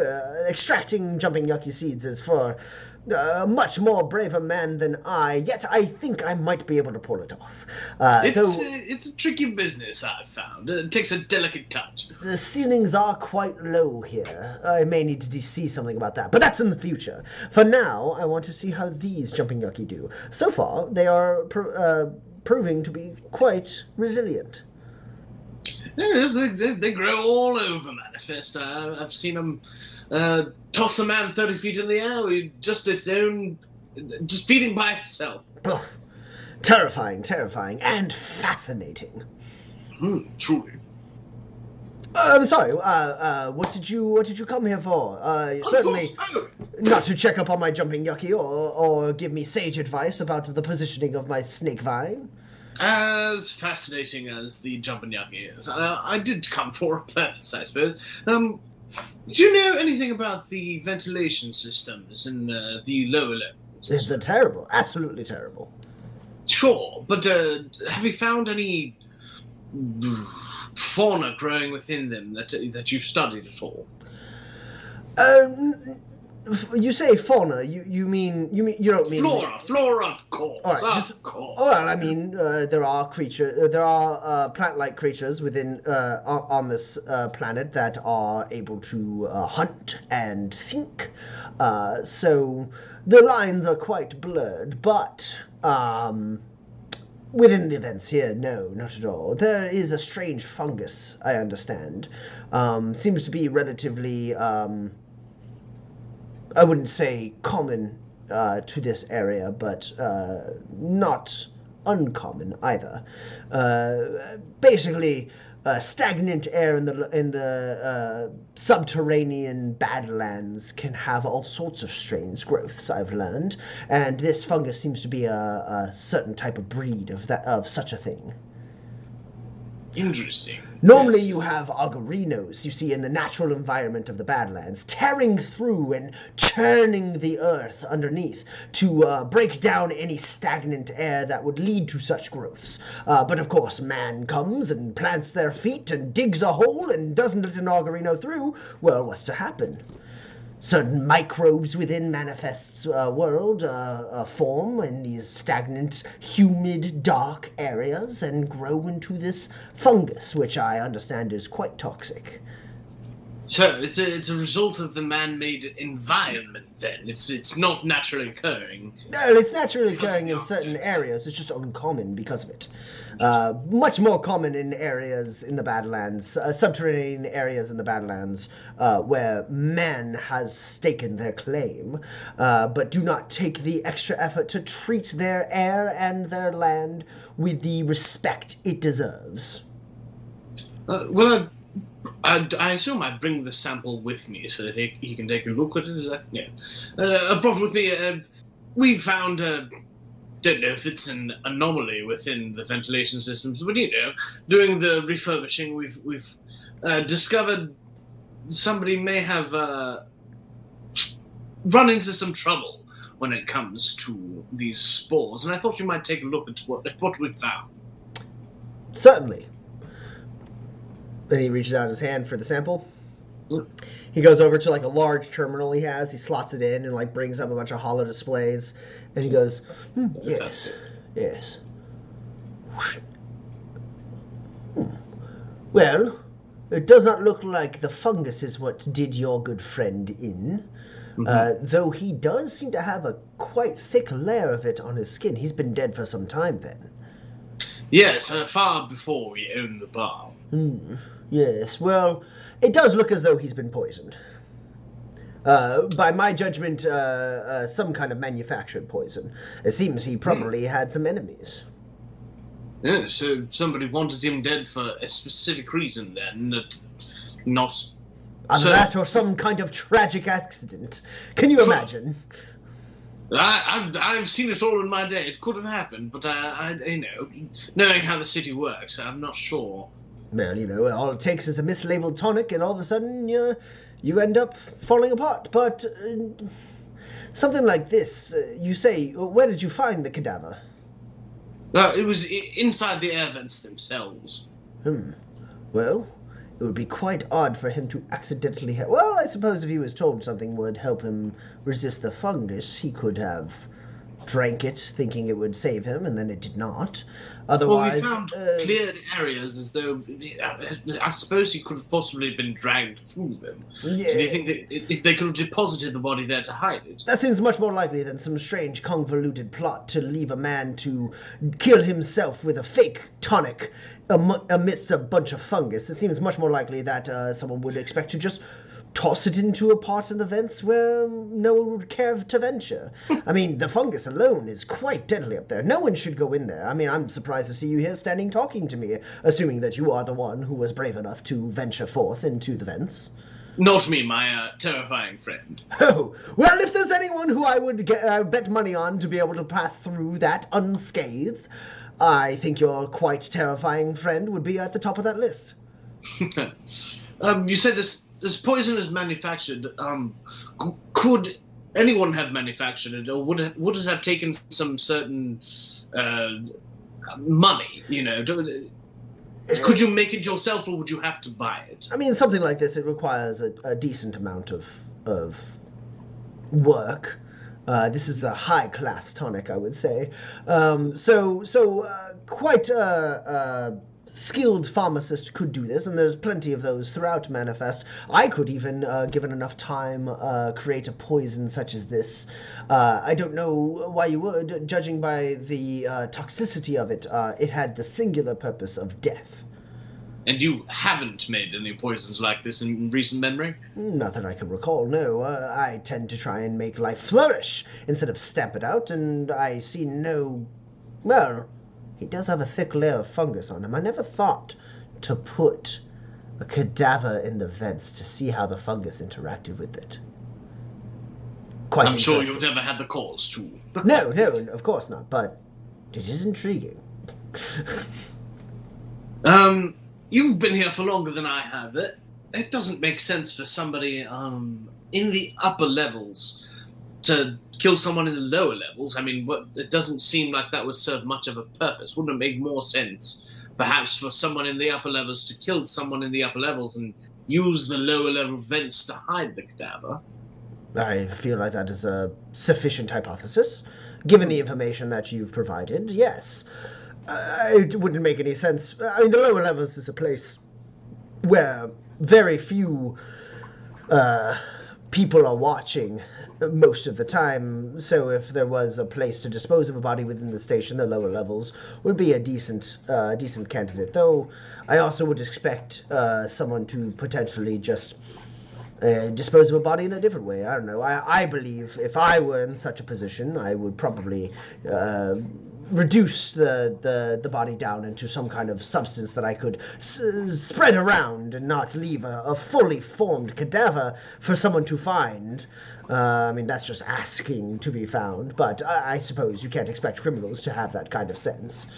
I suppose that's fair enough. You've been very helpful, Doctor, I must say. If I could, do you think I could trust in your discretion when it comes to this matter? I'm not sure who was involved, and I don't want to be tipping anybody off, you know? Oh, sure, yes. I mean, something like this, a death in the station, I would expect the family to be involved. Yeah, I mean, I don't have any love for the family or any criminal organization, to be sure. Seems like something you ought to run by the station security, though. Perhaps I shall do just that. Yes, that's a very good idea. I should go there next. Yes. Do put in a word. I would love to examine the cadaver. I shall. If we end up excavating it, or whatever happens to it, I'll be sure to let you know. It should be quite safe to excavate. It's not as though it is producing the fungus or anything. Now, the fungus seems to perhaps be doing something interesting within the upper layers of the skin. I would love to see how that progresses. But for now, I mean, it should be relatively easy to move, assuming that you have a safe manner to enter such an area in the vents.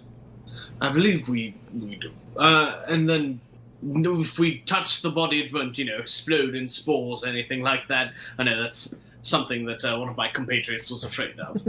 I would recommend the use of filtration masks when handling the body. I mean, there are potentially a substantial amount of spores on the surface, though if you were to strip it down, a significant amount of it might be covered in the decaying clothes. If you're able to remove those from the cadaver, that will help quite a bit.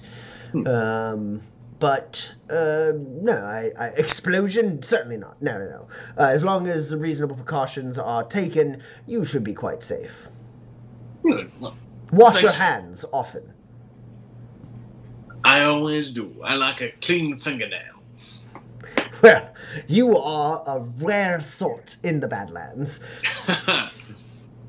Yes, that's what they tell me.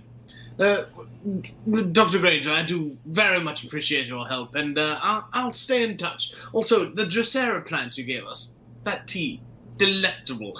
We made a toddy out of it, calling it Big Antler Toddy. Come by sometime, I'll have you try it. Ooh, I will absolutely love that. Now, I do tend to drink it just as tea, but I've never thought to add alcohol to it. I wonder if it lessens the potency or interacts with it in an interesting way. I will certainly order one of these drinks and examine it thoroughly. Be sure to bring your notebook. I always do. Well, good day, Mr. Charlotte. I appreciate your company as always. To find another mind who's able to understand the mysteries of nature, I mean, it is just a rare thing in these parts. I've found the same thing. It is very good discussing them. Thank you again, and we'll see you very soon. Yes, good day. I'll head on back to Umbra's. And certainly I'm going to basically relay everything that I found to both of my compatriots. I should be fine to move. That it definitely was a high-class poison that killed this person, and probably if we move the body, we're getting into something pretty dangerous. Well, I mean, I look and see if Eli is awake. No, he's asleep again. I mean, we're already, in the whole sort of violent uprising thing, so, like, what's another thing? And we never know, it might actually help us. The more strings that you can just grab onto, the more things you can tie together and throw in a river.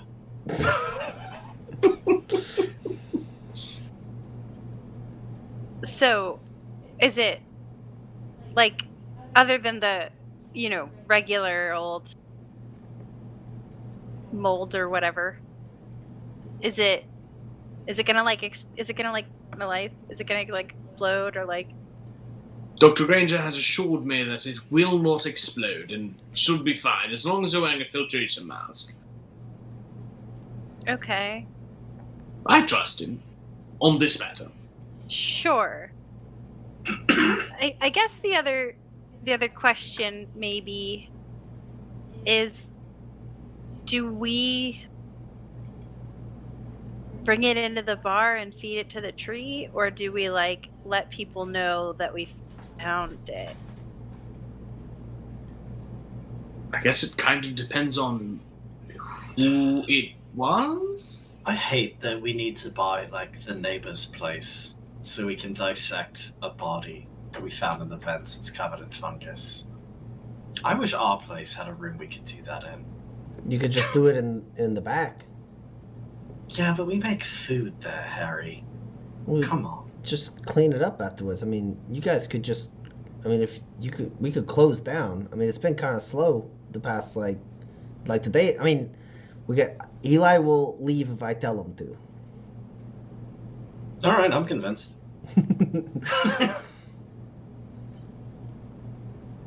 Okay. I'll drag it back the long way then, I guess. Eli! Yeah. Eli, do you have a filtration mask? No. Get the fuck out of here. Okay.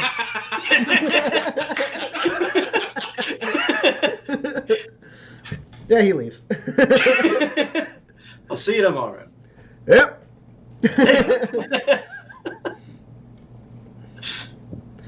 Yeah. And you guys are able to temporarily close Umbra's to extract a body? I mean, we don't have to close it until I actually get the body close to the... Yeah, we stay up in the, hour or two that Pax has to go get everything set up in case someone comes in and says, here's 700 spurs, give me the best beer you've got. Sure.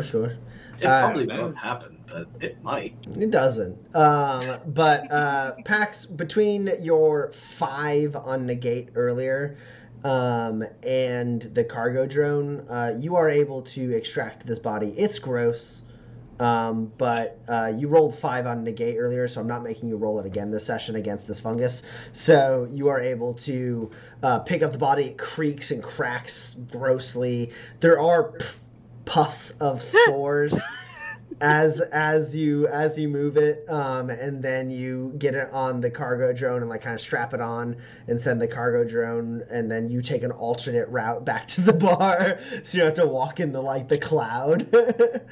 And then I climb back up in the vent before it just pulls the yeah.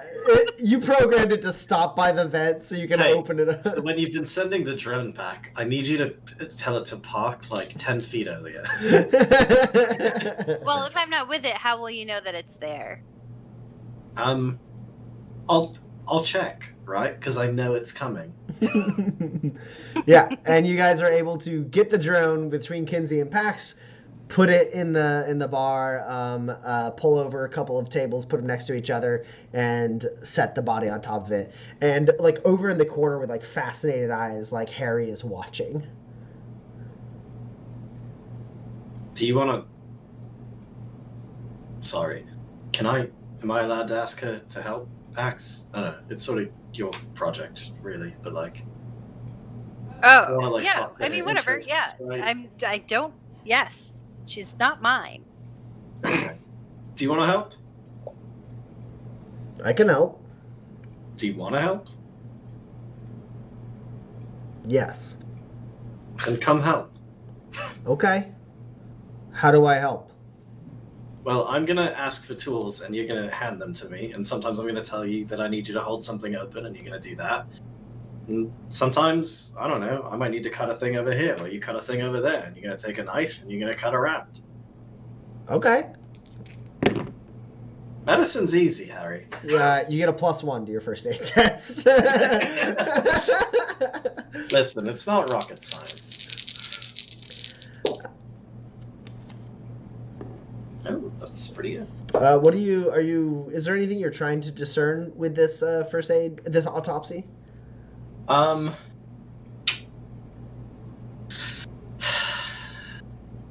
If there's anything identifying on him, Mm-hmm. if there's any way to figure out who this was, I'm interested in that. Mm-hmm. If there's more that can be learned about like the poison, like if there's a way to figure out like what things you need to make it, right? Okay. Basically, I just need information that can be used to further investigate, and I don't 100% know what it is beyond those things. Cool. How many successes did you roll? 3. Cool. So one thing that's easy to check immediately is he has seemingly no identifying features on, like, no identifying items. There's not like an LRC tag. He seems to not have anything on him. And there's like no money, no gear, nothing. He's wearing like plain clothes that are really rotted and like fused to the skin at this point, and so you got to cut those off and then break a couple bones to like get it flat. And then with Harry's help, she's like she's got the filtration mask on, but she's like holding it tighter to her face with one hand as she's trying to like help you. It's gonna be less effective if your hands on it. Is that true? Okay. Yes. Look, I mean, I've seen a dead body before, but I ain't seen like this dead of a body before. Shit, no, it's gross. I get it. I'm just saying, if you put your hand over your filtration mask, it's gonna work less good than if you hadn't. Can you just hold his ribs apart there? Okay. Yeah, so as far as finding out more about the toxin, you don't get much more from that. There's no like distinctive like footprint of like you need this plant, and it only grows in one shop in the station. Exactly. But one thing you notice is while this guy has no external identifying items or features, there is something internal that is unique. Gross. He has his left lung is an artificial lung. Oh, less gross. And many of his like bones on that side of his rib cage have been fabricated and replaced. It's a pretty advanced piece of technology. Like, it looks like, judging by your like with your roll, like, it looks like he like some kind of like explosion or gunshot or something big hit him, tore a giant hole in his rib cage in his chest, and a very advanced doctor was able to save his life and implant an artificial lung and like basically like kind of like pseudo-organic, pseudo-inorganic, like regrow those bones back together. So he's been given advanced treatment. Rich. So you say that, and she goes, yeah, or he had good friends. And she like steps back and goes, I think I know this guy. Okay. Well, I guess I don't know him. I know of him. Sure. His name's... If it's who I think it is. His name's Ephraim.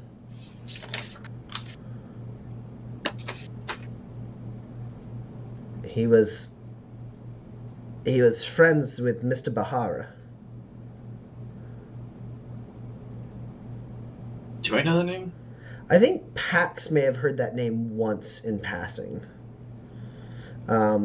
And going off of that assumption, Salem Bahara is linked to the Khanum family.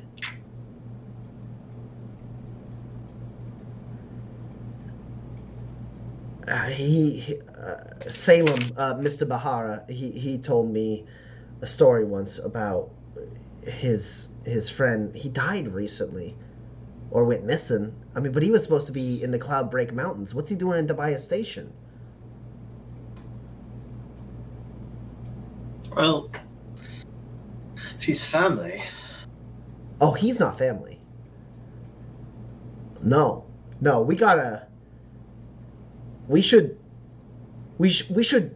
put him back. We shouldn't have his body. That seems like a bad idea. Okay, well, it's going to be way worse if we put him back. If anything, we're going to feed him to the tree. I don't like that.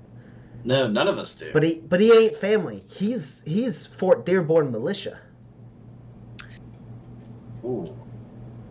Oh. So someone quite wealthy has killed a member of the Fort Dearborn militia.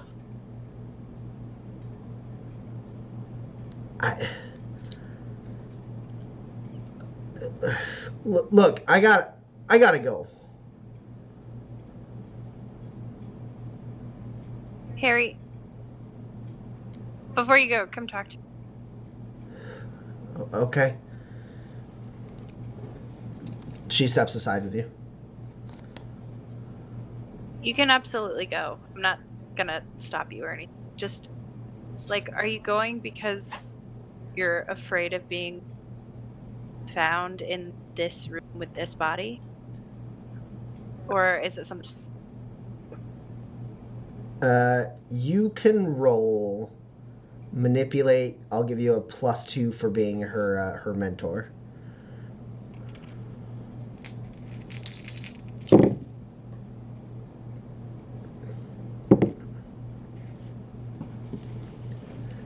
Did you roll any successes?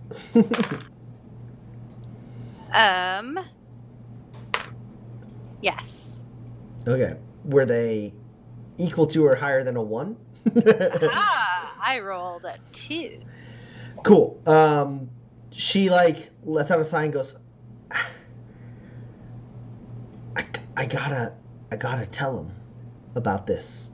I gotta tell Salem. Look, you don't know everything about me, but like I'm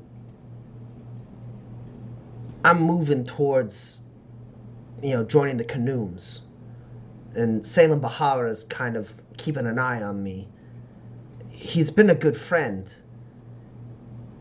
And I mean, he he cared about this person, and he thought he died months ago in the Cloudbreak Mountains. He spent a lot of money trying to find his body. So I gotta let him know. You do. It doesn't have to be right now. And I'm not talking about waiting days. But we don't have any information other than we found the body. Right? So you go to him, you say, hey, these bar owners found a body while they were cleaning the air filtration, or the air filters around their bar. And then they dug into him to figure out that there's an artificial lung and like a replaced bone or whatever, right? That doesn't give him any answers. But I mean, Mr. Bahara is a good guy. He'll compensate you. I mean, he'll be happy to know that there's more information. I mean, this isn't bringing any heat down on you guys. If anything, this is giving you a connection. This is hooking you up. I mean, you could be in with the Kanooms. Yeah. So here's the thing, and I'm gonna let you, I'm not gonna stop you. But here's a little bit of perspective from us, right? We're trying to figure out what's going on before we get involved. This is our laying low. This was an accidental find. And if suddenly we're in good with the Kanooms and, couriers and Jimmys come start drinking at our bar instead of other bars that are lowbrow, then we're severely hindered in our ability to make our own choices, which is what the drifter life is all about. So what I'm saying is, when we go to him with this information, we can go with all the information. Because, did you see him spend the money to find his friend?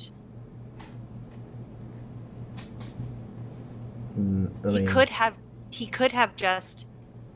could know. Right? You've pulled,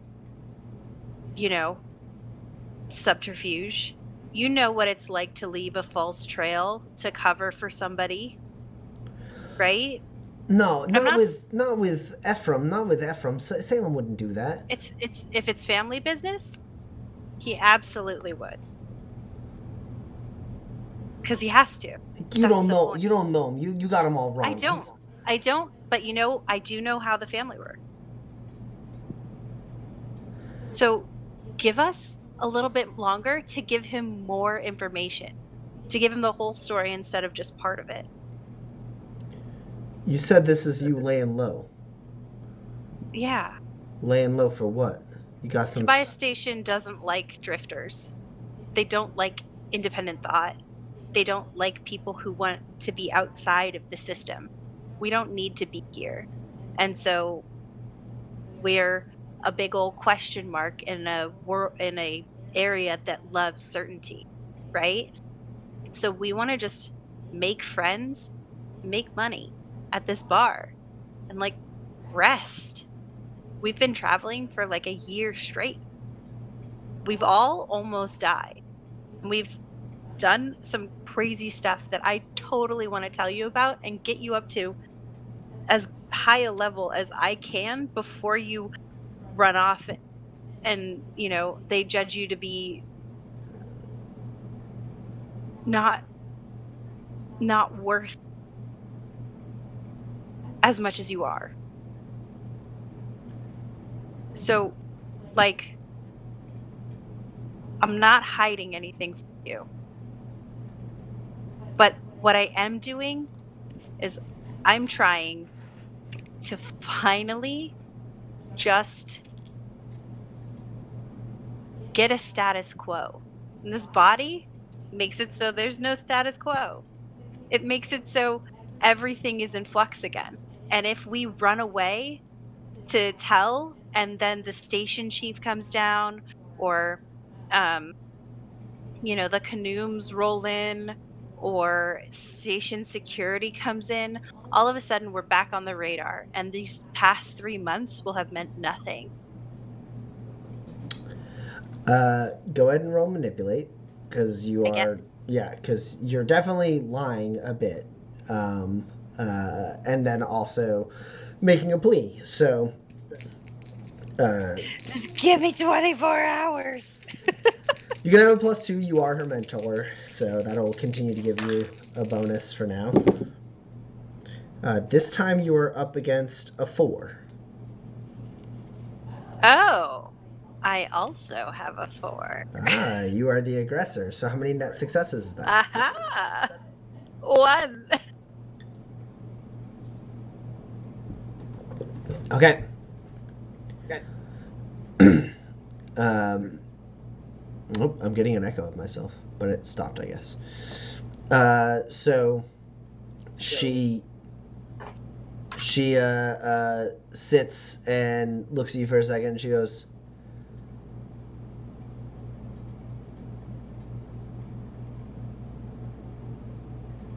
"Pax, you lying to me?"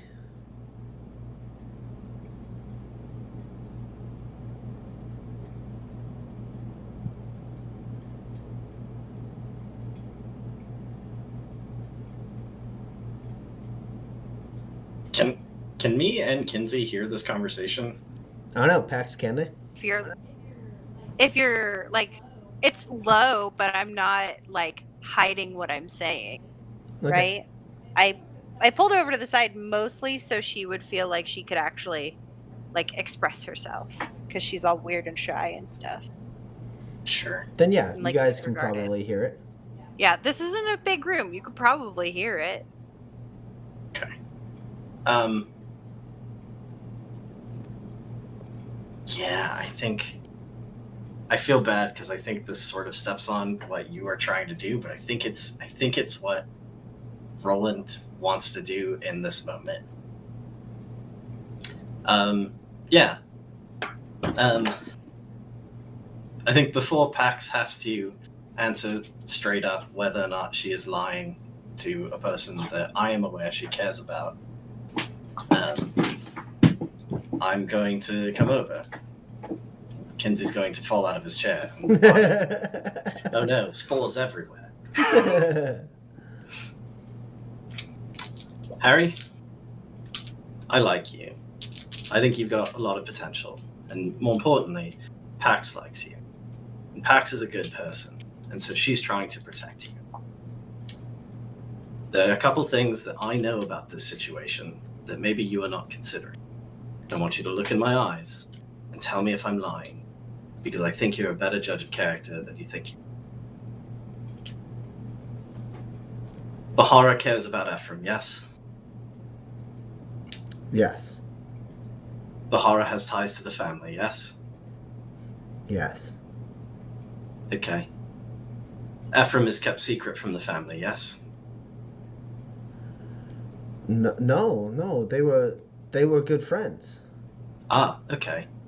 So, telling him that his good friend has been dead in Tobias Station is going to start a war. And I think you know that if you think it through.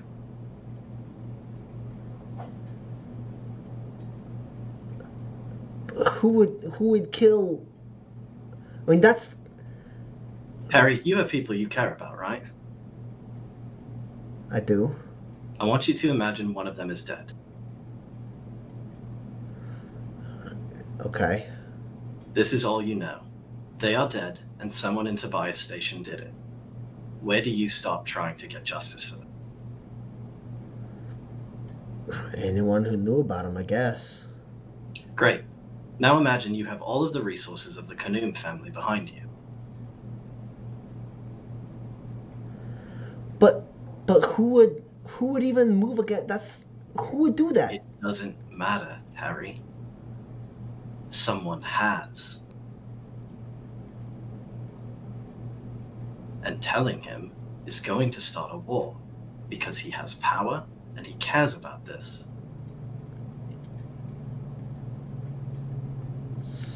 So then, what? You want me to just keep a secret? Yes.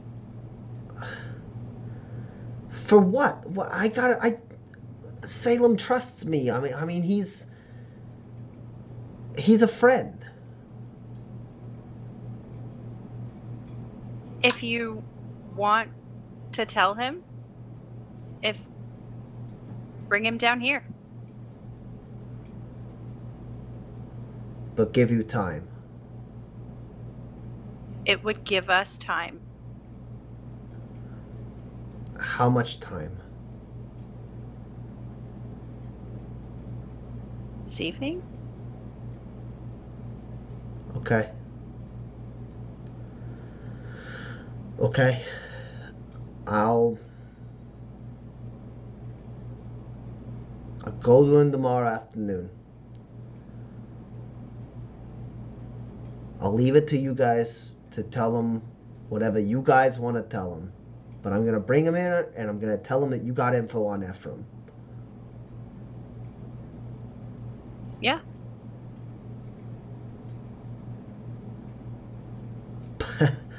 But I swear, I mean, you guys seem good. Pax, I know you're straight. It just, if you guys try to play Salem, I'll tell him what I know. He's not the only person in Tobias Station who's interested in what's going on here.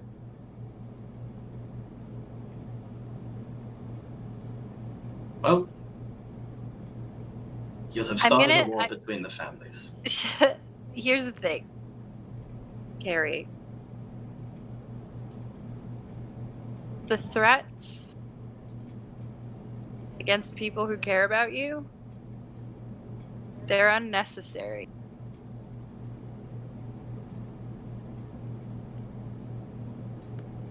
Look, I've known him longer than you guys. Nobody misunderstands what's happening. Okay. Or why you're making your choices. And I'll give you the night. And I'll bring him tomorrow night. Okay.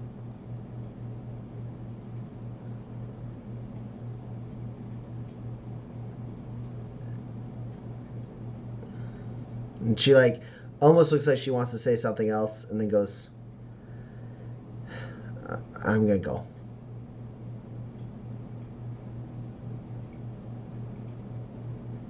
Okay. I get it. But you have my word. I won't go talk to Salem until tomorrow. Just don't feed him to the plant. Now that we know who he is, there's no point. He was a good man. From what I've heard. That doesn't change for the plant, but it does. But it does change for us. I don't have to convince the plant. We gotta convince you guys.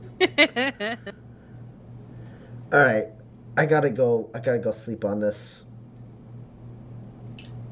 Do you know what the real point of the lock was, Harry? Don't you dare. Hand to Alana. The truth. All right. If you stop and wait and look at every part of it before you do anything, it's quite easy to open. Fuck you, Roland. I'm still right. I stand by it. And she walks out. As she gets to the door, she takes one last look back at Ephraim's decayed corpse and then walks out. Cool. I actually run behind the bar and grab some food and the orange juice that Roland bought. And I put it in a little satchel and I'm like, I run out and I'm like, hey. Yeah. Take this with you. Maybe share it. Okay. Thanks. You're welcome. I mean, thanks. I said thanks. All right. Well, you're welcome. Okay, Get out of here. I'm going. And she leaves.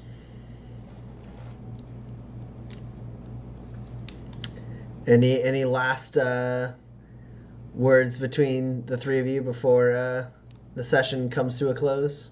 You walk back into the bar. It's empty. The jukebox is currently silent. Kinsey and Roland stand next to the decayed, fungus-ridden cadaver of Ephraim. Okay. Fuck. Like a coup in 36 hours probably equates to a murder investigation in 18, right? No. We can't. We don't have enough. We don't have enough people. We've You got don't to. have any people. No, we have to seal up the. We have to seal up the room. We have to seal up the room, and we have to look legit. Okay. I will prepare to speak to a member of the Khanum family about his deceased friend, lover, brother, who knows. Well, at least it's not the Gauthiers. And Well, that's where we'll end the session. Fuck. All right. We did get a question in the Kickstarter exclusive Discord. Before we jump to questions, Tommy, the people want to know how much fat stacks of spurs did we make this month? I can find that out. Our last month open, apparently. Yeah, we're gonna have to burn this place to the ground next month. Let me go to my running the bar tab. I'll call Leo down for when the security fees are due, and he'll come inside, and the bar will immediately incinerate itself. Well, that's what the trap is for. We turn the trap on. He comes in. He's tied to the ceiling. He gets tied to the ceiling, and as he goes, his head strikes across the gasoline on the floor, lighting it in place. All right. And then, okay, so just on business alone, from all of you and your employees, not including the poker table, you average 5 spurs a day. Whew. Wow. Wow. Guys, we're good at owning a small business. Now you have to so that's 150 spurs throughout the month. You already took out the 30 and the 40, the 15, so the 45 is gone. You'd have to replace another barrel by the end of the month. You have to spend 10 spurs in general maintenance. I would like someone to roll a single die for me. Is Do it it, me Annie. again? Okay. Do it. Red for passion. 6. Okay. No other maintenance requirements needed. And you have to pay Harry 15. And you have to pay... oh no, Hazel. Hazel, thank you. I was like, I know it's another H name. You have to pay Hazel 20. So we're at 70 right now. Let's get into the poker table real quick, though. So the poker table earns you 60 extra spurs a month, but you have to take 30 away from that to pay Mr. Galloway, Eugene. So you're sitting at 100. And I don't think there's any other expenses because you already paid rent and security fees this month. So that's 100 more in the safe. We have 168 bar money. All right. Guys, And should we I put it all hire a in, bunch and of- I changed the code. Should we hire a bunch of mercenaries to do our revolution? We have a lot of money. Yeah, I don't yeah. think Then we we can have- just keep owning the bar and making money that way. Get a bunch Nobody of will chase hashes us in out. there. I think we don't have enough yet. Okay, you could probably get like a squad. We could get a squad. We could get a squad of drifters to roll in, and it might be enough. But it also might not be enough because we have to have Well, the like- people on our side. We can add them to the people who are on Yeah, our side. but like 5 is not enough. I don't know. We're 3 drifters. We're almost doing a whole revolution. Right, but the thing is, adding 5 to the number of the people is not enough. Oh, if one of them could shoot bullets out of the sky, I think No. that's enough. We should move on.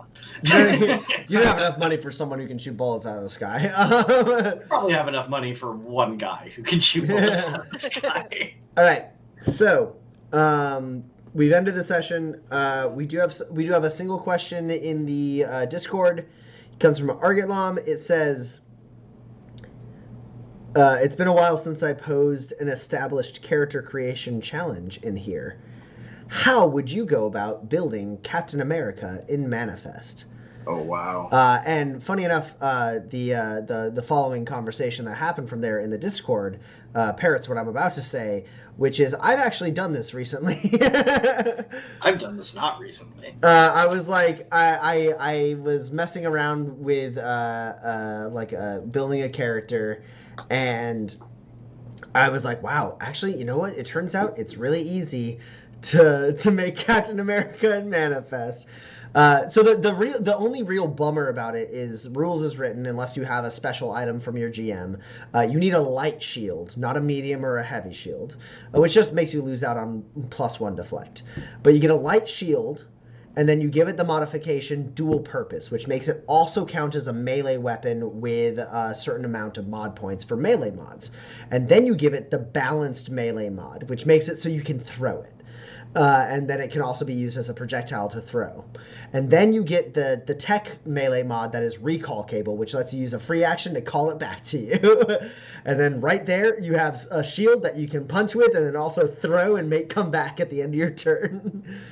Yeah, I think you need brawn, subtlety, and sure hands to make this work. Okay, so you say sure hands, I say hardiness because you need hardiness to be really good with the shield instead of sure hands. No. Here's the thing, though. You're not dodging like with deflect. The shield is your primary weapon, and for that you need.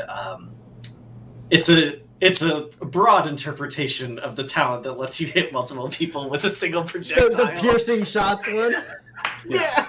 See, but you have to have subtlety because subtlety has a talent that is literally called. Yep. I can do this all day. Yep. That's the same. I said brawn, hardiness, and subtlety, and I had the exact same reason for why subtlety is a required pick for making Captain America, because you can say I can do this all day, which is a talent that lets you not take additional negatives for every additional attack coming in on you. Usually in Manifest, the more attacks that come in on you, the harder it is for you to dodge.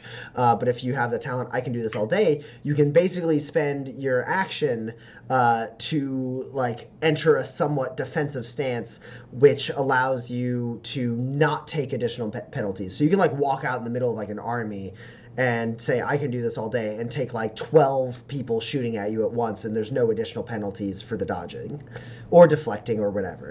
But I still say you can't go aggro. You gotta take hardiness because Cap is all about his shield and hardiness has all the shield talents. Yeah, the thing that really seals the hardiness tree for me on this is that it has the spend 1 initiative to deflect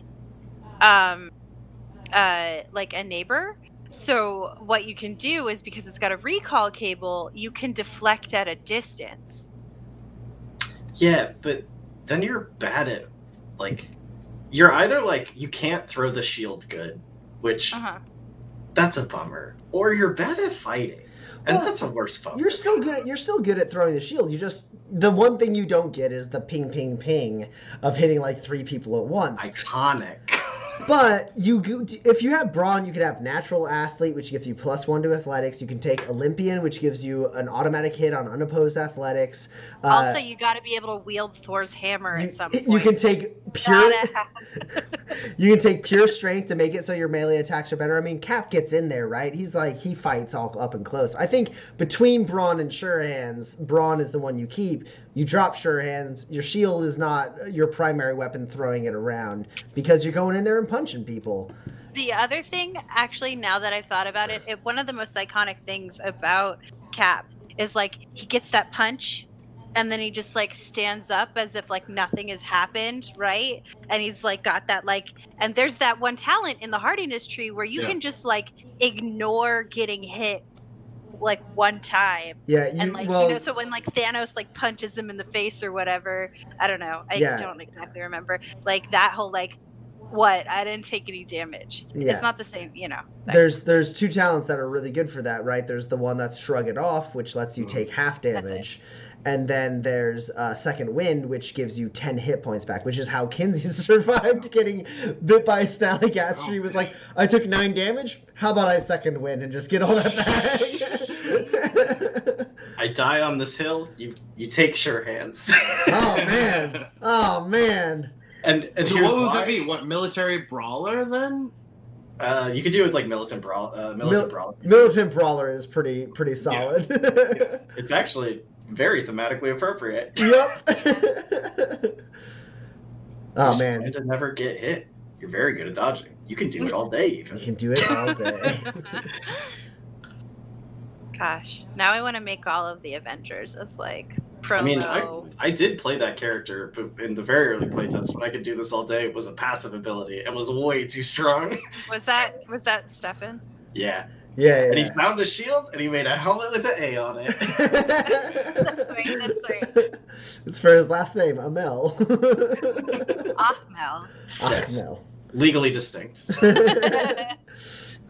Yeah. Yeah. You could make all the Avengers for sure. Like there's. Iron Man's the only one that doesn't totally. You just have power armor and a jetpack, and you get the Iron Man package. You don't get to be able. Well, no, you can actually. I think you're. Can you put a jetpack on power armor? No, but I think you might. Also a jetpack. You might be able to put a gun in the power armor. I forget. Oh, you could definitely put a gun in power armor. Yeah, so like that could be like the hand blast. So then you just have to have a separate piece of gear that is a jetpack. Sure. And then Thor's easy enough. There's all sorts of cool melee weapon talents. The tier 4 metal one. Yeah. Oh, sure, the Master of the Elements. Yeah, we get to summon a storm. That's kind of the thing about it. Hawkeye super easily, and Hawkeye just is a manifest character. Definitely. The chat has already said Hawkeye is just functionally Roy Hampton, legendary outlaw from the Essential NPCs podcast. Hawkeye did kill a bunch of Yakuza, which is a lot like the family. It's true. Are they the same person? Who knows? Hulk is easy if you're an illuminated somatics person. I made that. That was the first character I ever made in Manifest. Yeah. Who else? Scarlet Witch. You could sort of do. It's Scarlet Witch is just an illuminated character. It's just it's an underpowered. Scarlet Witch is a mentalist character. Black Widow's easy. Yeah. I'm playing Black Widow. You're You just need guns. Oh wait, no, you are good at guns. Yeah. No, it literally. I'm just like Pax is not smart enough. Not smart. The one that's tough, the one that's real tough, and I don't think you can do it. Is Rocket. You would have to be human, which is a big bummer. Okay, well, it's done. It's done. You've already beefed it. Yeah, you'd have to be human, and that makes you not Rocket. Rocket. An Avenger, though, right? Listen, at the end of Endgame, Captain America says, "Avengers assemble," and Rocket Raccoon shows up. Every single person, no. Okay, but every single person, no. They're not all Avengers. I refuse. Rocket wears an Avenger That's true. Okay, does he have a uniform? Because that makes. He does, right? Doesn't he? Yeah, for sure. All He right. calls into Scarlet Witch and says, "Hi, Scarlet Witch, leader of the Avengers. I'm doing this stuff over here." Or not Scarlet Witch, Black Widow. Black Widow. Yeah. All right. Well, fine. Vision's tough. I mean, Because Vision's just laser another. isn't a thing. Yeah, and becoming incorporeal isn't a thing, though maybe it should be. Well, Shadow Clone is like kind of like You it. could do like a facsimile of a Vision if you had a laser gun and also had a lot of metal. Sure, yeah. Yeah. I think that Black Panther would be cool. I Yeah, think Black Panther's very doable. yeah, for sure. You get the a fist weapons. you get a fist weapon with pinpoint, so it has extra piercing, right? Yeah. And then- You're a little bit illuminated. yeah. So cool. You can even maybe if your GM allows you somehow to transport the repulsor mod for a shield onto your armor, so that you can. Yeah, Oh, absolutely. Yeah, I was going to ask about that. Because there is a mod for that, but it's only for a shield. But Just for shields. if I was gonna run a Manifest Avengers themed campaign, I would let whoever was Black Panther put that on their armor instead of their shield, so that And they. also, Cap would have a medium shield, right? Yep, yeah. Cap would have a medium shield. And the jetpack would be part of the Iron Man suit. Look, I guess the point is we feel like it's very possible for you to to make. Winter Soldier is just a manifest character. Yeah. Yeah, just like bionic arm, easy. Yeah. Bionic arm, big gun. That's a manifest, dude. I'm I've also played it in almost session. playing Winter Soldier as Yeah. well. Go, go, go, go, go, go, go, Yeah. go. Yeah. Yeah. So plenty of ways to make various Avenger themed. Spider-Man is tough because the grapple gun doesn't really want to let you do the thing that It, Spider-Man it doesn't let you wrap people up, but if you have also net shot. Yeah, It's absolutely. net shot and double grapple gun. You do need to be eliminated though. Yeah, for sure. Yeah, So you have For Sixth Sense. Sixth Sense. Yeah. For wall climb. What? And that too. I mean, that can be achieved in other ways, but like Sixth Sense. Yeah, you Spidey can do that with sense the is grab stability illumination. armor. Sure, the Harness Spidey easy. sense. Yeah, grab stability harness and a mag belt gets you pretty in Spider-Man territory. Just wall running. Yeah. Well, this has been a fun exercise. Yeah, absolutely. I don't see any other questions in the chat. I don't have any other in the Discord. So I believe this is where we're going to call it for tonight. Thank you so much for watching. We are going to be back on a week from today, which is, the 1st of September. Oh, You know what? We're coming up. We're coming up on our 1-year anniversary. Oh, Guys, do you think we're gonna do our violent revolution on our 1-year anniversary? Oh my goodness! That would be such a great anniversary present, you guys. Tommy, make it happen. All right, well, pressure's on now. All right, thank you so much for watching. We had a ton of fun. We hope you had a ton of fun too. If you liked it enough, go ahead and hit follow and subscribe if you want. Definitely follow, maybe subscribe if you can. Also, if you missed any of the episodes leading up to this one, go to our YouTube, Manifest the RPG on YouTube. You can catch almost all the episodes leading up to this one, and we're going to be putting some more on there so it can fully catch up with where we're at. That way you can get the full story. Because guess what, guys? It starts with just rolling in packs. Isn't that crazy? Think about that. There was a whole episode without Kinsey. That's nuts. Man, I don't want to think about it. Dog almost kills me. Yeah. Thank you again so much. We're gonna see you all next week. Same time, 8 p.m. Central, September 1st. But in the meantime, enjoy this beautiful music by our very own Seth Lilly, titled Waypoint. Aw. Bye-bye. Bye.